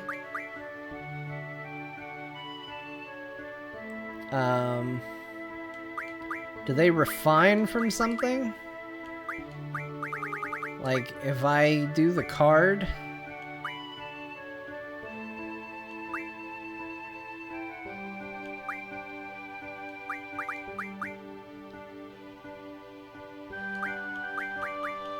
Okay, I can make 4 of them. That's a step.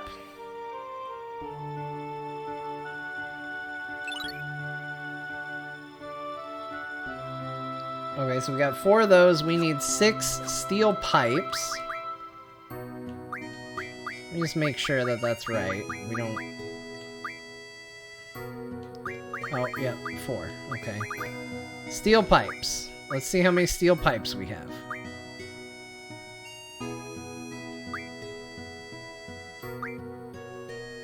I'm not seeing any steel pipes. Man, we're gonna need to get all these items. Oh wait, no, we have 3.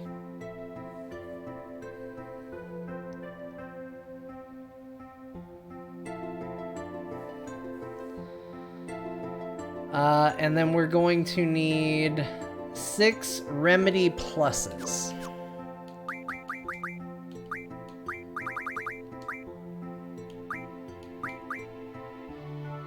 Oh, which means buying a lot of remedies. Can we get that from a store?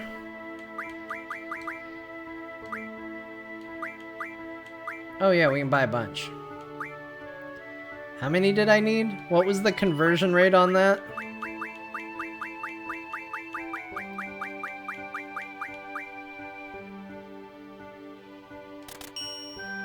I wonder if that's gonna be enough. I guess we'll see.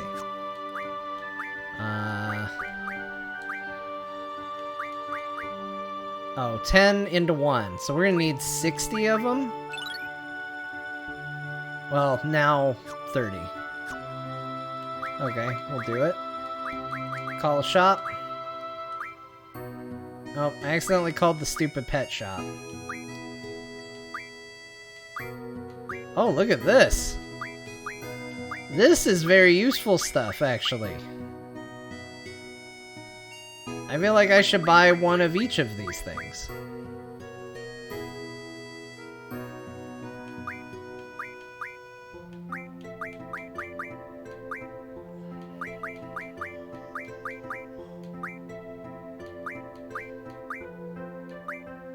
Although I actually feel like most of my GFs, like the way they're mixed, know most of those. Okay, hold on. Let's buy remedies.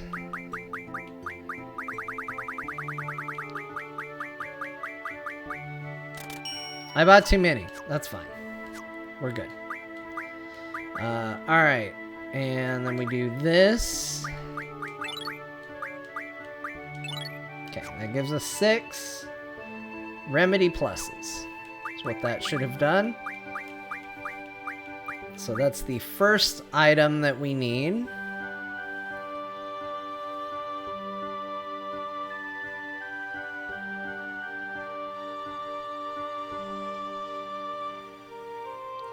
So, I don't think we actually need to do this if we don't get this until we actually are in Eshtar. We're not there yet, so I think that this guide is telling me to work on this too soon.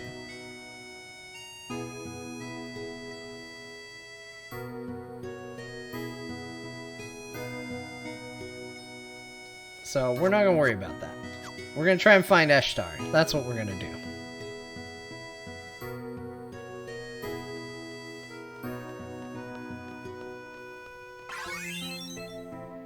Yeah, give me that money back. We need it. 3rd floor, please. We'll save just in case we mess something up.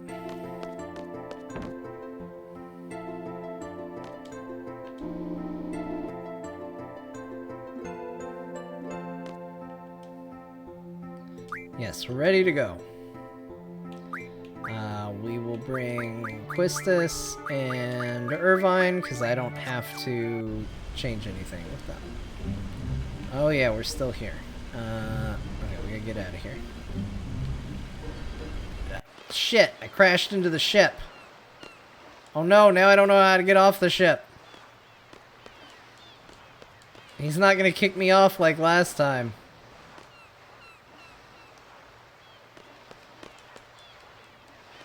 Hey, can you help me get off this ship, please? Yeah, let's go to the garden. Okay, we'll go slow to get out of here, and then we'll speed up once we're out.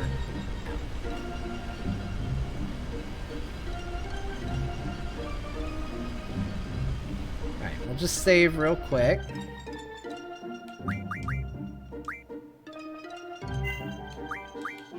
Just in case something goes real wrong.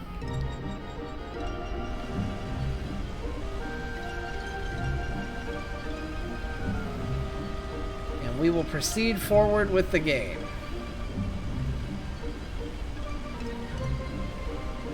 I think that's where I need to go, but they put it on the other side of the road. Super dick move game. Dick move.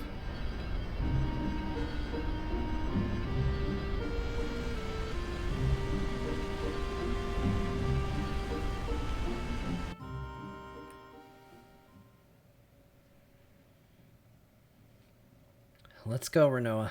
Let's go meet Eleni. Eleni will bring us together. Man, Squall fell hard. Sorry, everyone. I can't go on like this.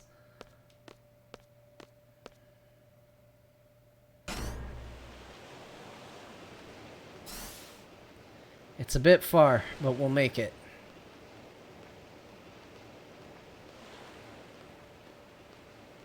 Squall has had enough. He's just like, that's it. I'm in love. I'm stealing this girl. I don't know how to get to Eshtar, but I'm taking her and we're leaving.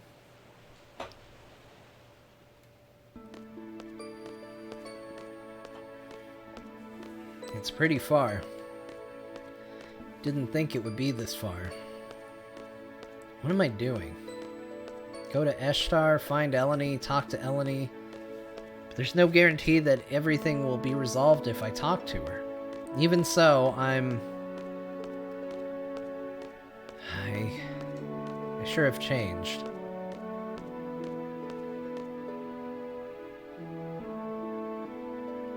Hey, that's not cool, Squall.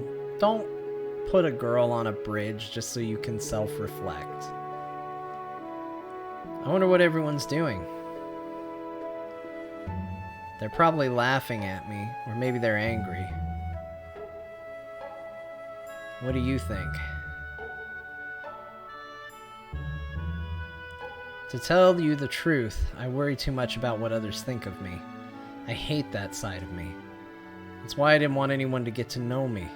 I wanted to hide that side of myself. I hate it. Squall is an unfriendly, introverted guy. It made it easy for me when people perceive me that way. That's a secret between you and me. Got that?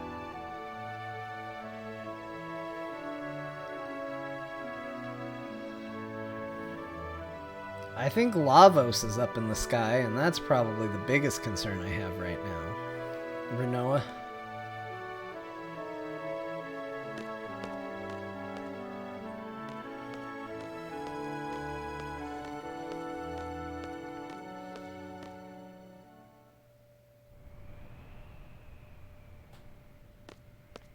Squall, you're late. Is the princess still asleep? She might wake up with a kiss from the prince. Is that why you came all the way out here to tell me that? You're going to Eshtar, right? We're coming too. We're Adia's escort.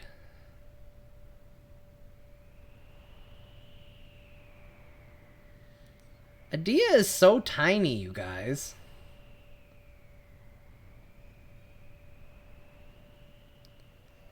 Let us be on our way, Squall.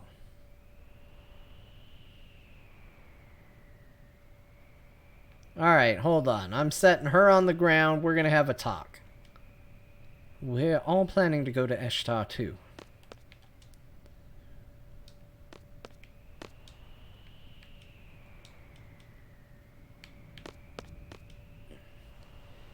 We shall leave as soon as we're ready.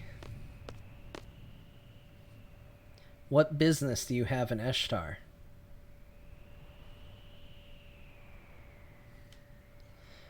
I must go to see Dr. Odine. Dr. Odine? You've heard the name, right? I can't remember. Tell me more.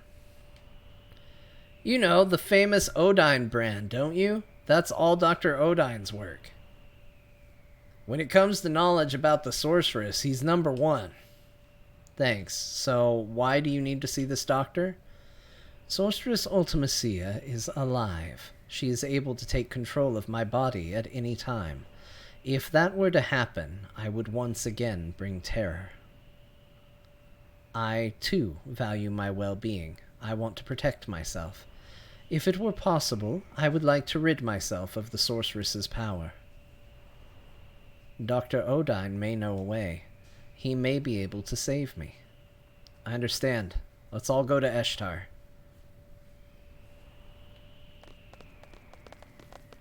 Oh, more people are coming. Yo, they're back. The two of them went to take a look. How's it going, Squall? Is Renoa still asleep? Psst, psst, psst. Renoa's so cute when she's asleep. Whatever. So, how is it? Can we make it to Eshtar? Whew, are you blushing? Selphie, don't make Squall angry. Eshtar's on this continent, right? It's supposed to be huge. I don't know why, but I can't seem to find it anywhere. Couldn't find it up north or down south. Let's try going east next. Oh, look at this. Let's put Adia on the team.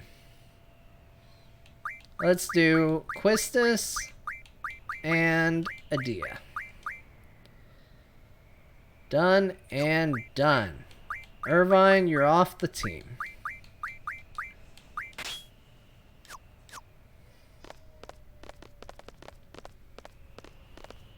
She's so tiny, though. It's distracting how tiny she is. Look at that. It's not just that she's short. It looks like somebody scaled her model, like, significantly down. Alright, we're gonna try going to the east. Hello? I don't see a city.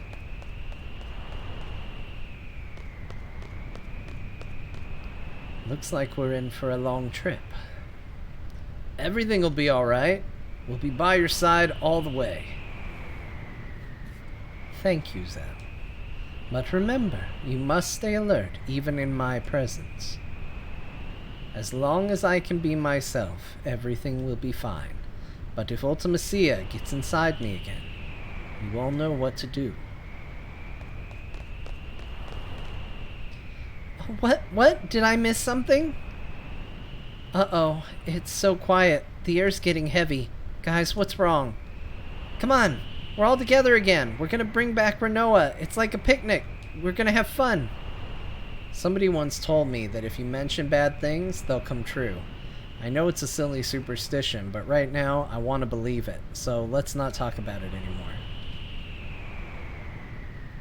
Nope, don't want to change the party from the 30 seconds ago when I changed the party. We're going down into Icicle Land. Dude, sick T-Rex, bro.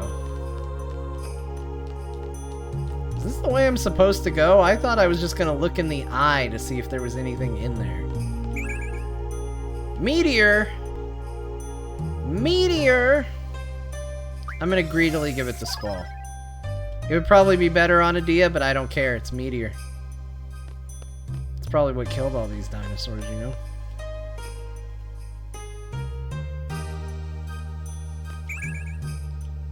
Thundaga. We'll give that to... Yeah, we'll give it to Squall. Squall, just keep hoarding everything for a little while, okay? Press the A button to jump off. Is that what I want to do? Alright, I guess I do. Whee!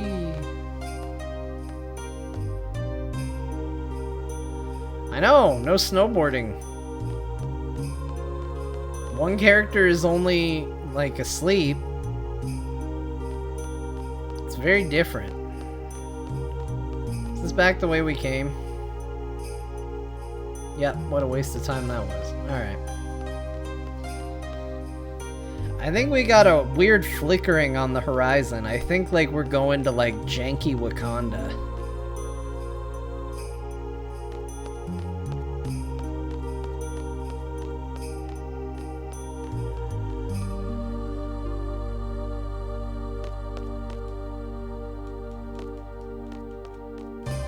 Well, it was flickering. Now it looks solid.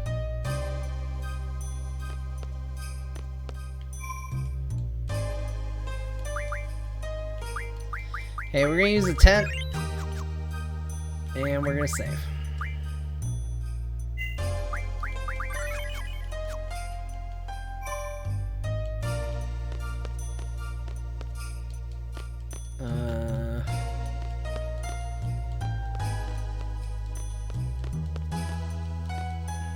Okay, I don't think this is the way. I guess we go to the left. Ugh, gross hands. Okay, that legitimately made me jump. For real. That scared the crap out of me. Alright, let's beat him up. An undead monster. Use recovery-related magic and items. Well, hold on. Let's see what he wants to do first here. Stop. Let's just see what he's about.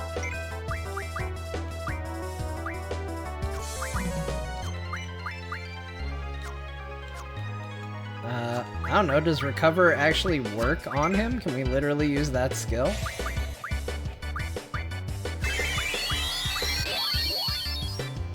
Oh, it does.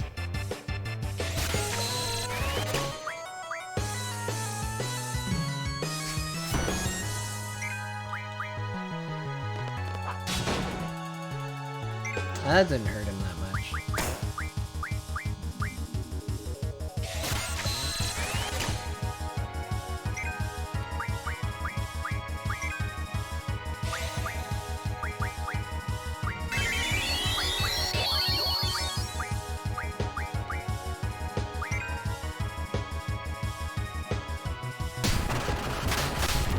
Oh, is he done?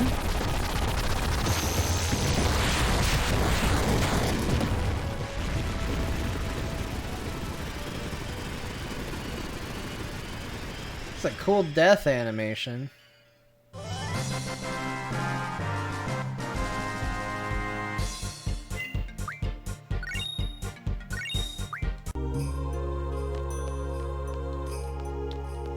Good job, everybody. We did it.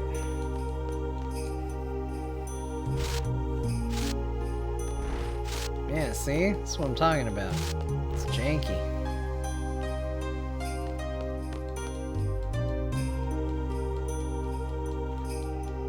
Okay, there's nothing that way. I think we gotta do something with this janky screen.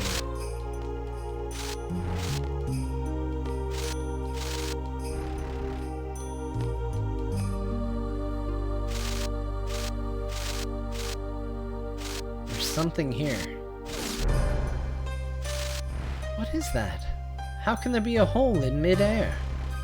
This looks like the only way.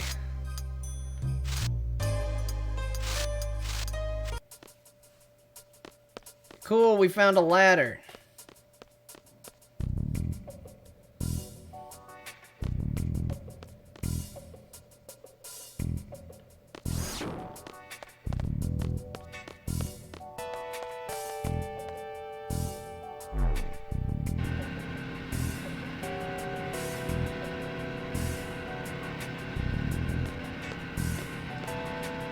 What is this place? What is happening here?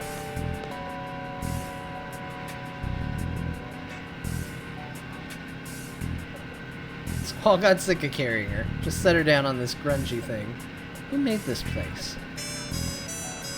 I haven't the slightest clue. I don't know what I'm doing. Where I am. I don't know if we'll ever get to Eshtar, but I don't care. I'm not turning back now.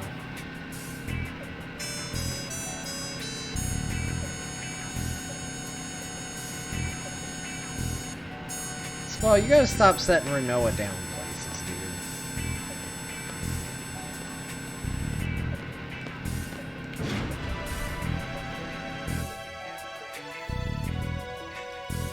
It stopped. Is that it? It looks like we're here.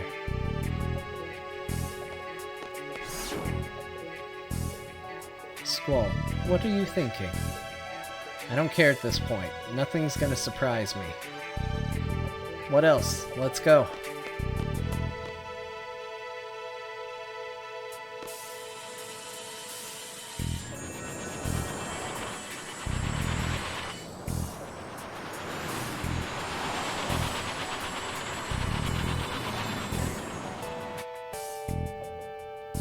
What is this? My goodness. What is going to happen now? Oh. Oh! They got cars, that's for sure. Oh! That's a sickness-inducing way to travel.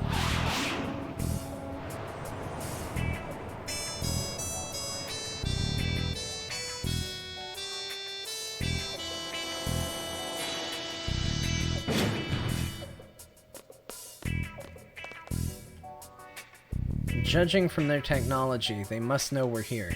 It's possible we might encounter some hostility, so stay alert. No, not now. This isn't good. Uh-oh.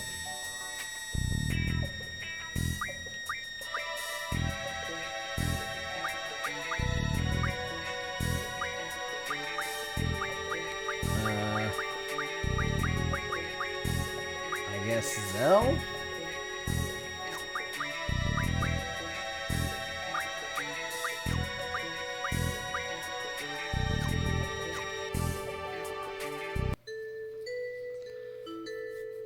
The skinny one and the fat one, get your asses down to Lunatic Pandora. You're going to stay here and work. The rest of you, get back to work.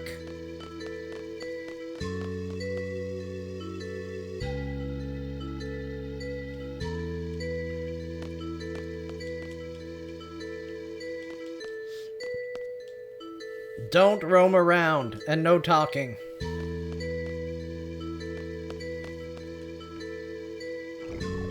I'm hungry. I said no talking. It's only been 3 days, you wimp. When I was young, I worked all day, all night, without sleep.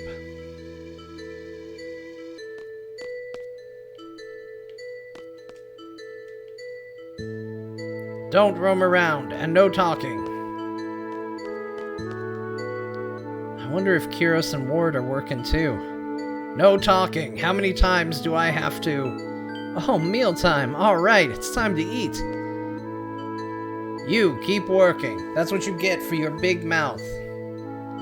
That beast over there, you too, no meal until your work is done. Hey, you can't be serious. I'll be done in 2 to 3 hours, but his job won't get done for days. He just won't get fed for a few days. If he wants to eat, he should work faster.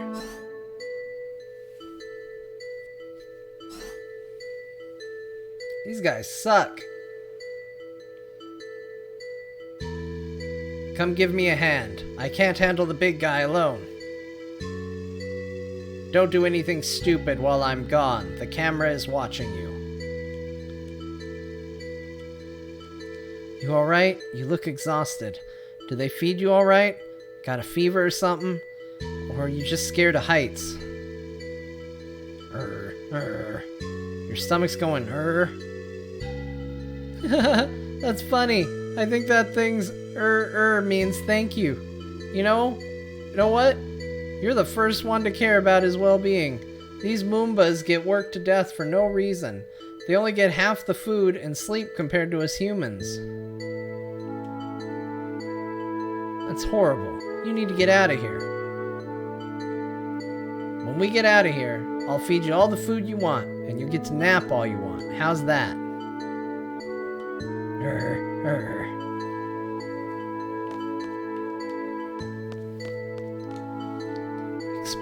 Experiment. Let's just do this. This is a failure. Sounds like Dr. Odine's up to something again upstairs.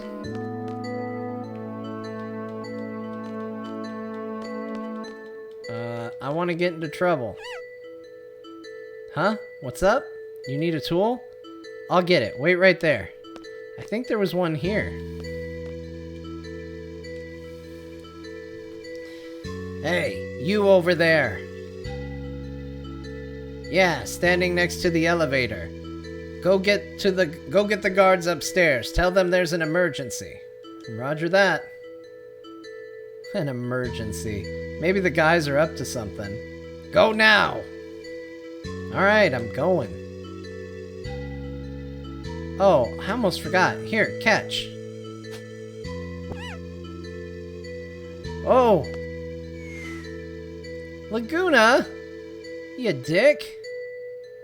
Oh, sorry. I feel so horrible. I'm sorry. I don't mean to interrupt or anything, but... What? I'm just so ashamed of myself right now. Don't worry, it's not a ghost. They might be treated badly, but they still put safety cables around them for a job like this. Why didn't you just tell me that first? Yeah, you're such a nice guy. Not many guys like you these days. You seem like you'd be a good candidate to be our leader. A leader? That's right. A lot of us are dissatisfied with the way Adele's been ruling Eshtar. We may be disorganized now, but someday we'll gather our forces and remove Adele from power. We're overthrowing the ruler of a country, a sorceress far beyond our powers. A half-baked plan would never work. We're waiting for the right time now. Most of us involved in the Adele resistance are specialists. It's easy to research ways to fight Adele, but there's no one to lead the movement. That's our situation right now. We've been looking for someone like you, someone who's strong and righteous. Hey, did you go tell them? What are you doing? Up to no good again, aren't you? Stop. You tell him, Laguna. What? Laguna has a gun? And he's letting himself be treated like this? Laguna, you are a knucklehead.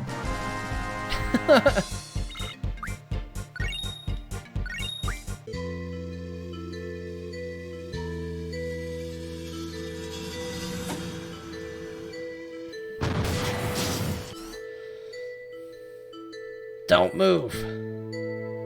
Darn it, I did it again. Well, too bad. Just get on and go.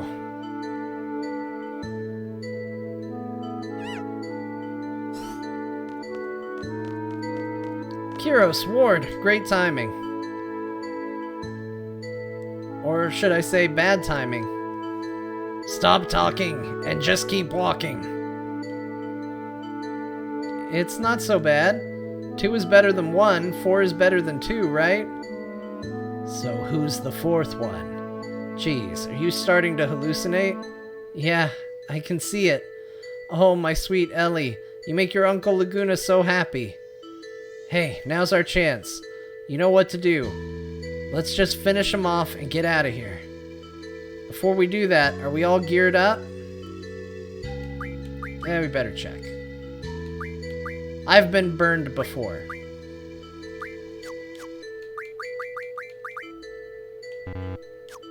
Shit. I don't remember what my junctions were. Why does it remove them? I hate this so much. This is the one thing I don't like. They put in a great switch system and then they didn't make it to where you can always switch. Sometimes you have to remember who had what. Let's see. Shiva, Siren, Carbuncle.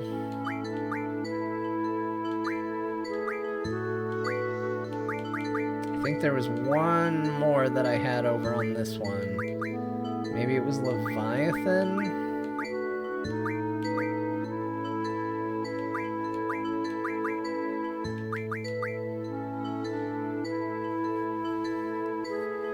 Or maybe it was Tonberry. We'll do Tonberry. Draw. Item. Treatment. Strength up 60. Luck up 50.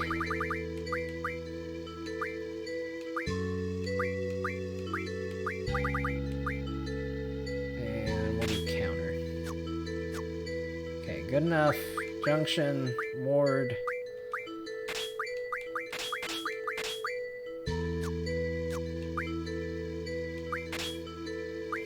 We'll do draw, item,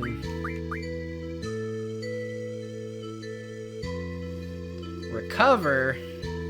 I guess that's right. I guess I did have that.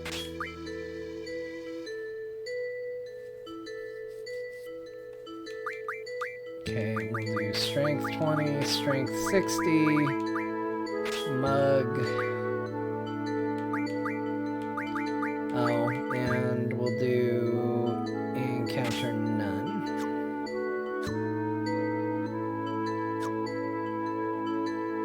Alright, we're perfect. Alright, let's go.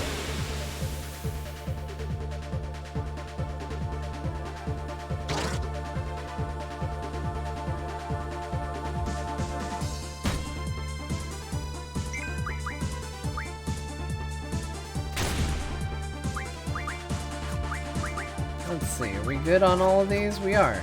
Great.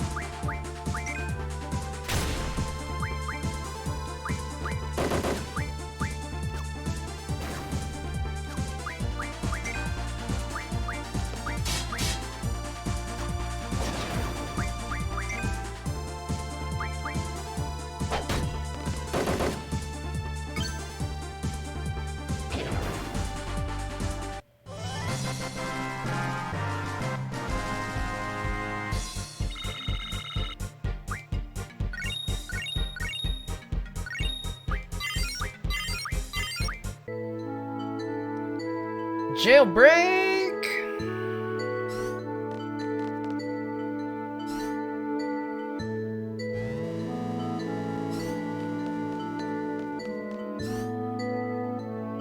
No security guard. Now's our chance. What is... Moon, listen. What the heck are they talking about? To use Lunatic Pandora as a weapon, you would need a system to move it. Are you researching that now? How do you come up with such bold ideas? You could never come up with such brilliant ideas. I forgot!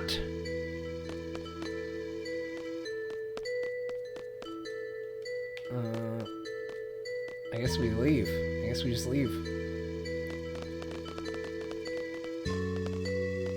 Hey, you waited for me. Stay on your toes. Don't get captured again.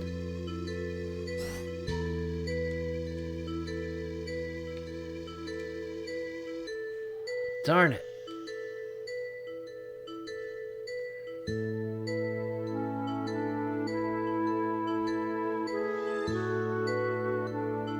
I promised him a meal and a nap when we get out. Oh, hang on 1 second. I'll be right back.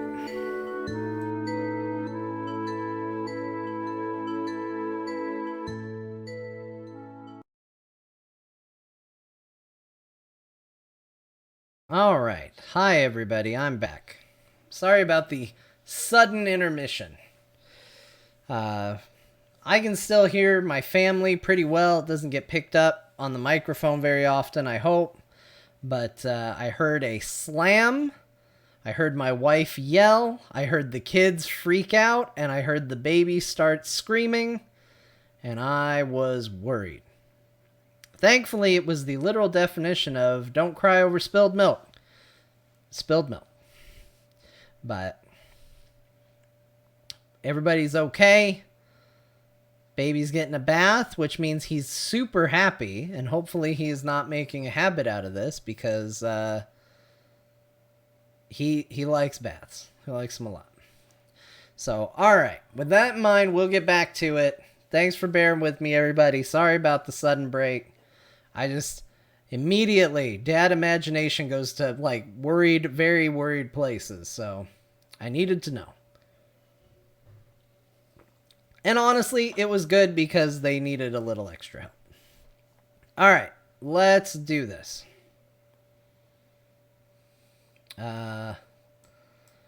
Let's get all set back up for the end of the stream. And let's get back to the game. We're back.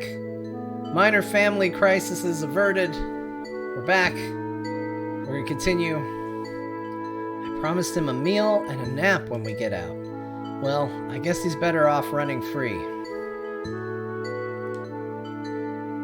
That's okay. He's also an Adele Resistance member. He's Dr. Odine's assistant. All the hot info from the lab comes from him. Is he a new member? Welcome to the group. You made quite a bit of noise down there. Well, this may be a good time to leave this facility. Did something happen to the doctor, or did Adele stop funding this lab? No, it's Dr. Odine. He's done it again. He's found a new toy he prefers over a big one like Lunatic Pandora. Some child named Eleni. Eleni? You know her? Know her. She's really the only reason why we're here. Where is she? Where's Eleni? Dr. Odine would probably know her whereabouts. So, look for Odine, right? We're going back. Thanks for all your help. Better go someplace safe now. Adios. Wait a second, I still owe you. If you're looking for that girl, Eleni, you'll eventually need help. Facing Eshtar and Adele with only the three of you will be difficult. Why not let us help you? We'll provide you with all the information you'll need. It's not a bad idea. We don't know anything about Eshtar. I never want to go through all this again. I'm sure Ward feels the same way. Huh? Okay, fine. We'll accept your help. In return, we'll help your anti-Azel movement, or whatever. It's Adele. Start listening more closely, because it's getting embarrassing. Is what Ward would say. Can't you see it in his eyes? Yeah, sure. I always see it. But who cares? I speak with passion, from the heart. That's what matters most. Yeah, that's right. It sounds crazy, but I like you. I really want you to be our leader. Leave it to me. Once we find Eleni, I'll take up that offer. Well, let me go pay a little visit to Odine. Wait right here. Darn it, I did again. Why don't I ever think things through before I answer? Well, it's been okay till now. I'm sure things will work out.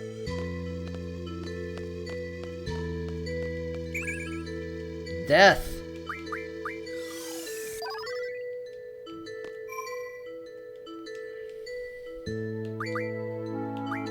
Alright, use the tent. And save.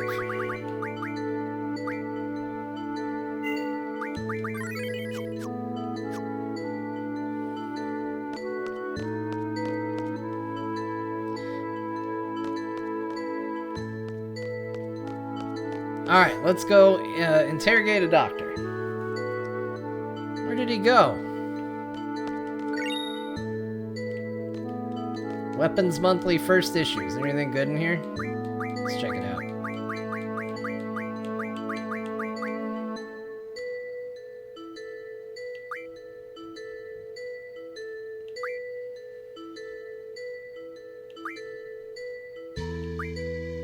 There's some pretty good weapons, I gotta say.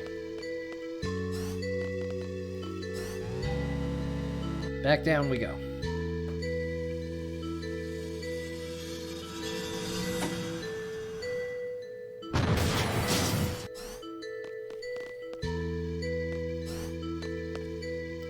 Dr. Odine, where's Eleni? Can't believe you guys came back. You fools. No, not you fools. You fools. I have a gun that kills almost anything I fight. It's downright upsetting how good this gun is.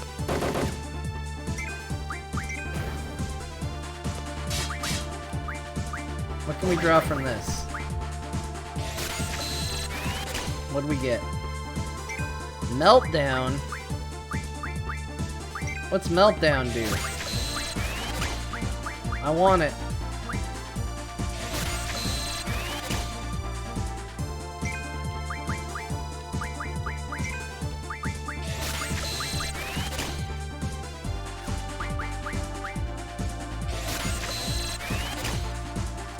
Pretty sure it does what my toddler does? Yeah, I'm pretty sure I heard one in the kitchen a second ago.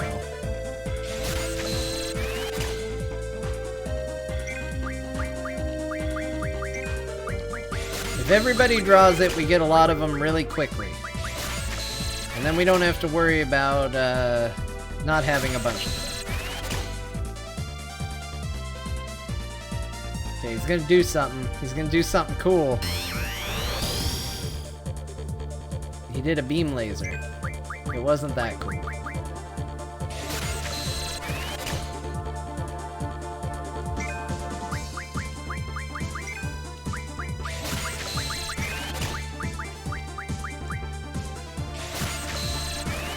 Just keep rocking them, guys. Ah, the draw failed. That means it's time to go. That didn't hurt it very much. Oh, it's mad now. Alright, well, it's dead.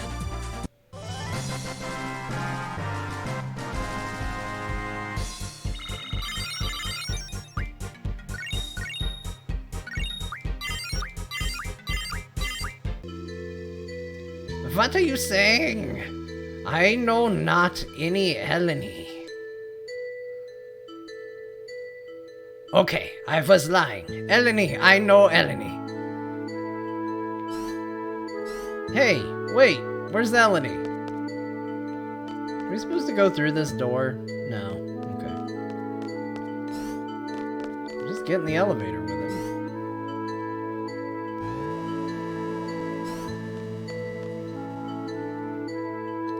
I'm talking about Eleni. Where did you take her? Why aren't we just, like, grabbing this guy? Hey, wait, tell me where... In O Lab. Eleni is there. He means Odine's laboratory. To go there, go over here, then over there, and then here. I see. I didn't understand a word. Kiros, it's your show from here.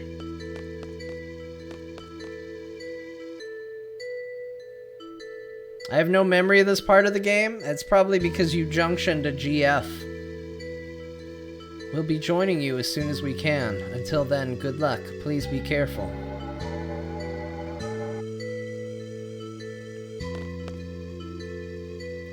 This is the place, right? This place sure is weird. Hey, where'd he go? I think he must be looking for us. Yeah, you wouldn't usually jump out of a car. Whoa, it just kind of sped off. I hope he's alright. Besides, we're...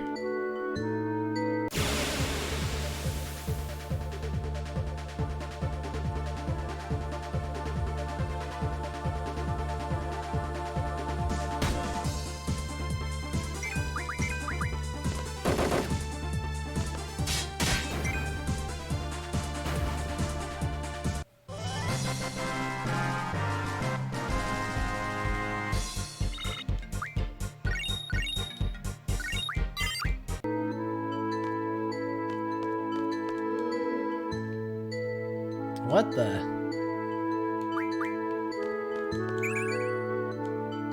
Anybody want double? I guess you can have it. Yeah, let's sit down. Perfect. Oh, that poor guy, he keeps getting left behind.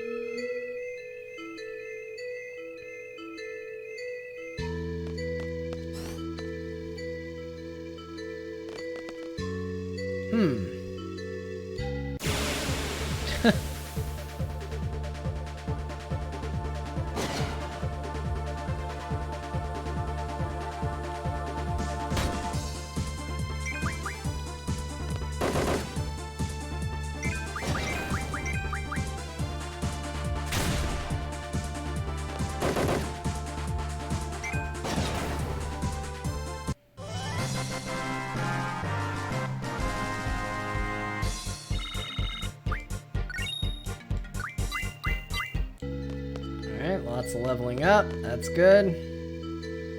Keep going. Eleni! Eleni! Eleni! Darn, she can't hear me. Push buttons.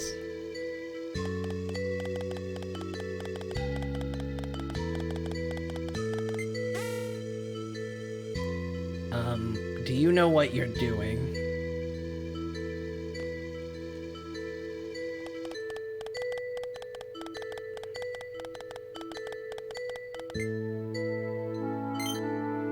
Unlocked. Yes. I clearly know what I'm doing.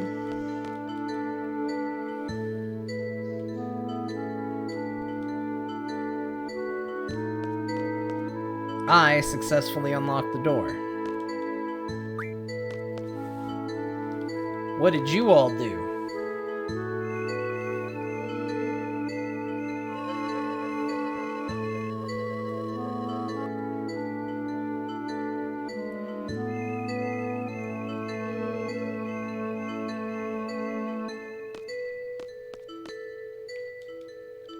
Hurry, go see her. I keep forgetting what voice I did for that guy, so hopefully he's not too important. Eleni! Uncle Laguna! See? I told you I'd come to save you.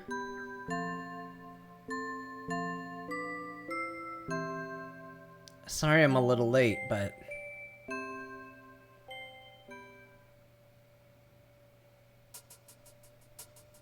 Squall, are you alright? Look, there's something coming.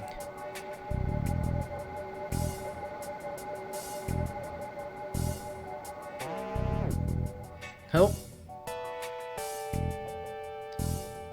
Sorceress Adia? Yes, I came here to see Dr. Odine. Please explain what this is regarding. Yes, of course. I want to see Eleni. Where is she? Eleni? Squall, calm down. Trust me. Let me handle this. Please come with us.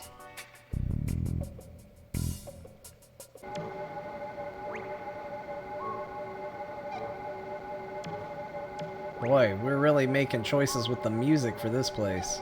Amazing.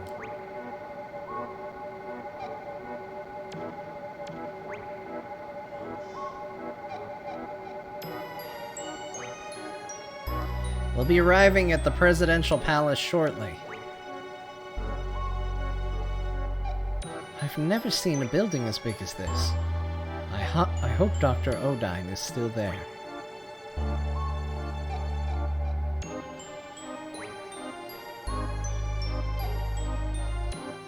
It does look like an 80s album cover, for sure.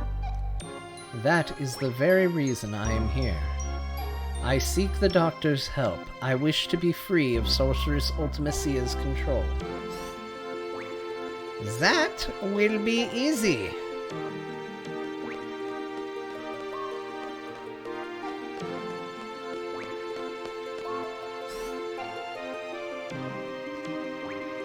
We just exorcise the sorceress. There is nothing Odine cannot do. I leave everything in your hands. So you want to see Eleni? I feel like they're trying to give him a German scientist accent, and when they actually spell it out, I have a hard time doing it. Where is she? I have to bring Renoa to her. We need to see Eleni now.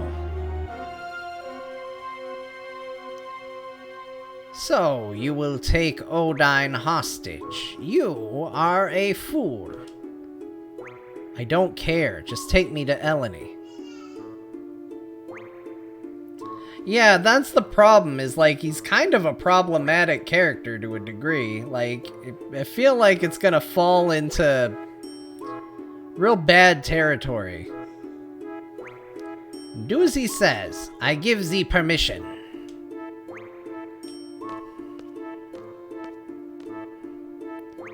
But under one condition. You must let me observe this girl. Well, we would need time to prepare before we take you to Eleni. So, will you leave the girl with us until then? Accept their offer, Squall. You better not do anything to Renoa. I don't really trust you. This is quite mysterious. So, this is what happens.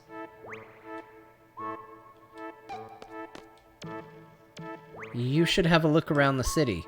When you're ready, head eastward to Lunar Gate and meet us there. We should be ready by then. We have advanced much since the Sorceress's reign. I hope you enjoy our city. Oh man, they're giving us free reign of the city. It's too much control. It's too much power. We'll take the girl there. There's nothing to worry about. Just head to Lunar Gate. Let's use the control panel to seal the door. I don't even know what I'm looking at half the time with this city. It's just very...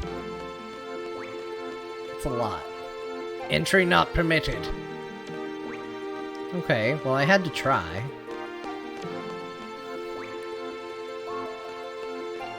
Alright, let's run. Press the sprint button.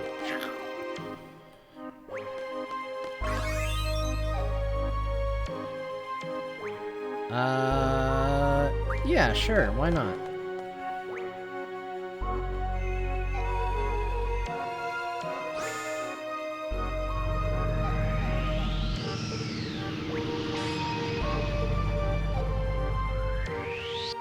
I feel like that was on my Trapper Keeper.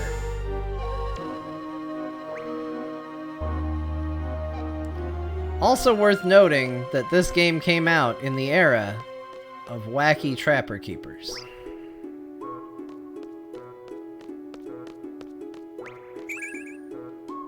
Blizzard.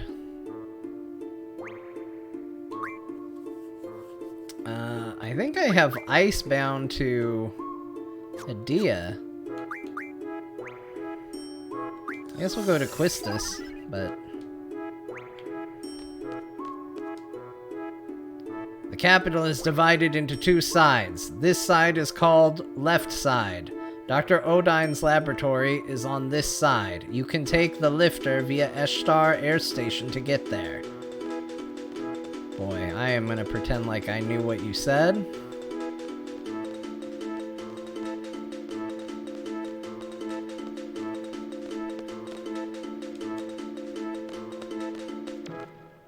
Really, I just need a save point. Where all do you guys keep your save points?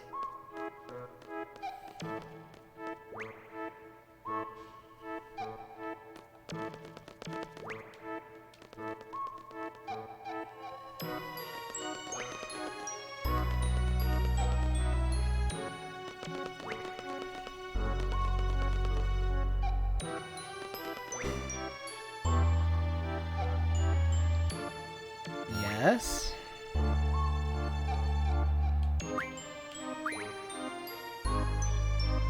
Karen's store, Don Juan's shop, Johnny's shop, Cloud's shop, Rin's store. Well, we got a shop at Cloud's shop. What does Cloud have for us?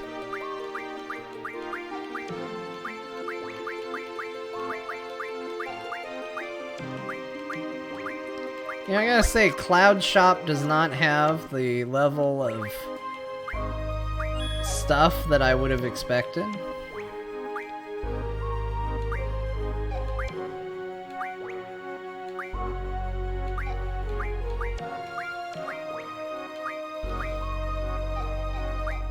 Yeah, go ahead and buy Pet Pals. We'll take a look at it.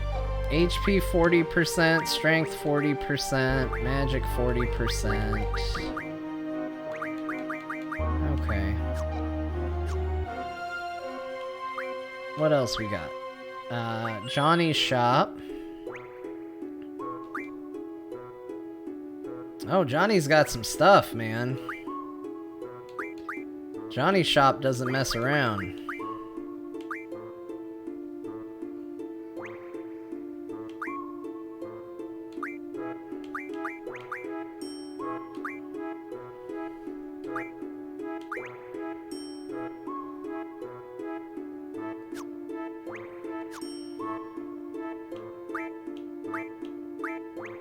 Alright, what's Don Juan have?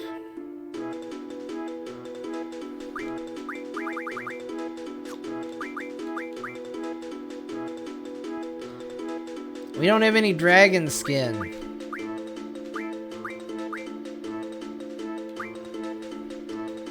Moonstone, Star Fragment. Okay.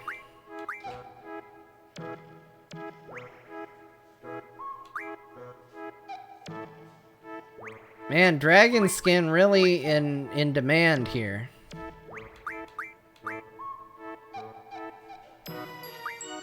Two energy crystals. Those are a little hard to get. Life Ring and Inferno Fang. That needs star fragments. Okay. Now we know what we need for everybody. Let's see what's going on at Karen's store. What you got, Karen?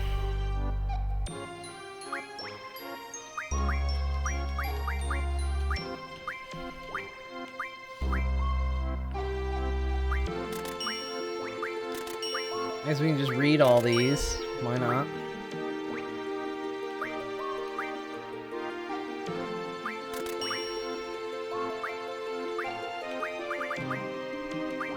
Why are these so expensive?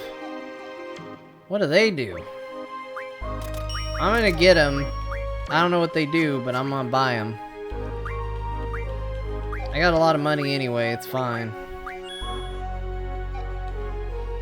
Oh man, Cheryl's store is closed? That was all I wanted to see today. Uh-oh, this is alarming. I don't know how to get out of here. There we go. Goodbye. Oh, I see. Let's go to the city entrance.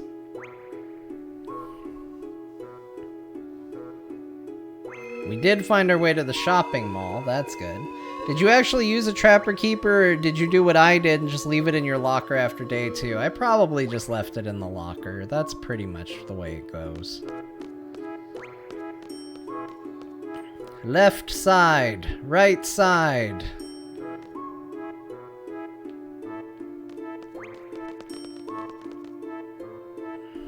Okay, that's the store.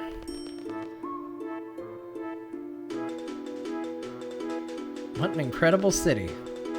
And then we left. Oops. Step back, please. It's dangerous. Okay, sorry. There's a draw point.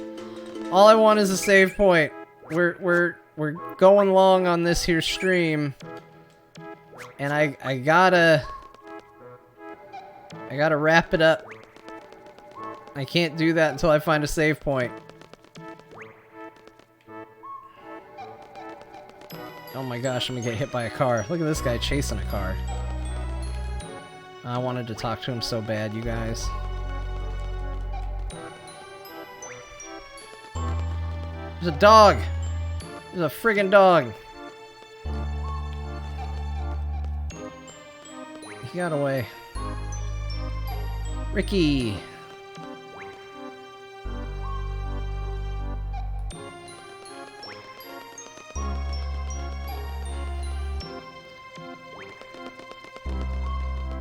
Are you guarding anything? The air station is temporarily closed. We'll see about that. Nope, it is closed. He didn't lie. I don't think they know how to get around their I found it! Oh man, I found it. Alright, well, it seems like there is a whole lot of stuff to do in this here crazy ass town. And that is exactly what we're gonna do. But we are going to do it on Friday. So we're gonna take a day. Well, baby's upset again. So it seems like it's perfect timing. Thank you everybody for being here. I'm gonna go see what chaos is happening in the other room. I appreciate y'all. My goodness. I'll catch y'all later. Thank you everybody who watched, who subbed, who hung out. Happy to have y'all. Catch you on Friday. Core tomorrow. We'll see you then. Bye everybody.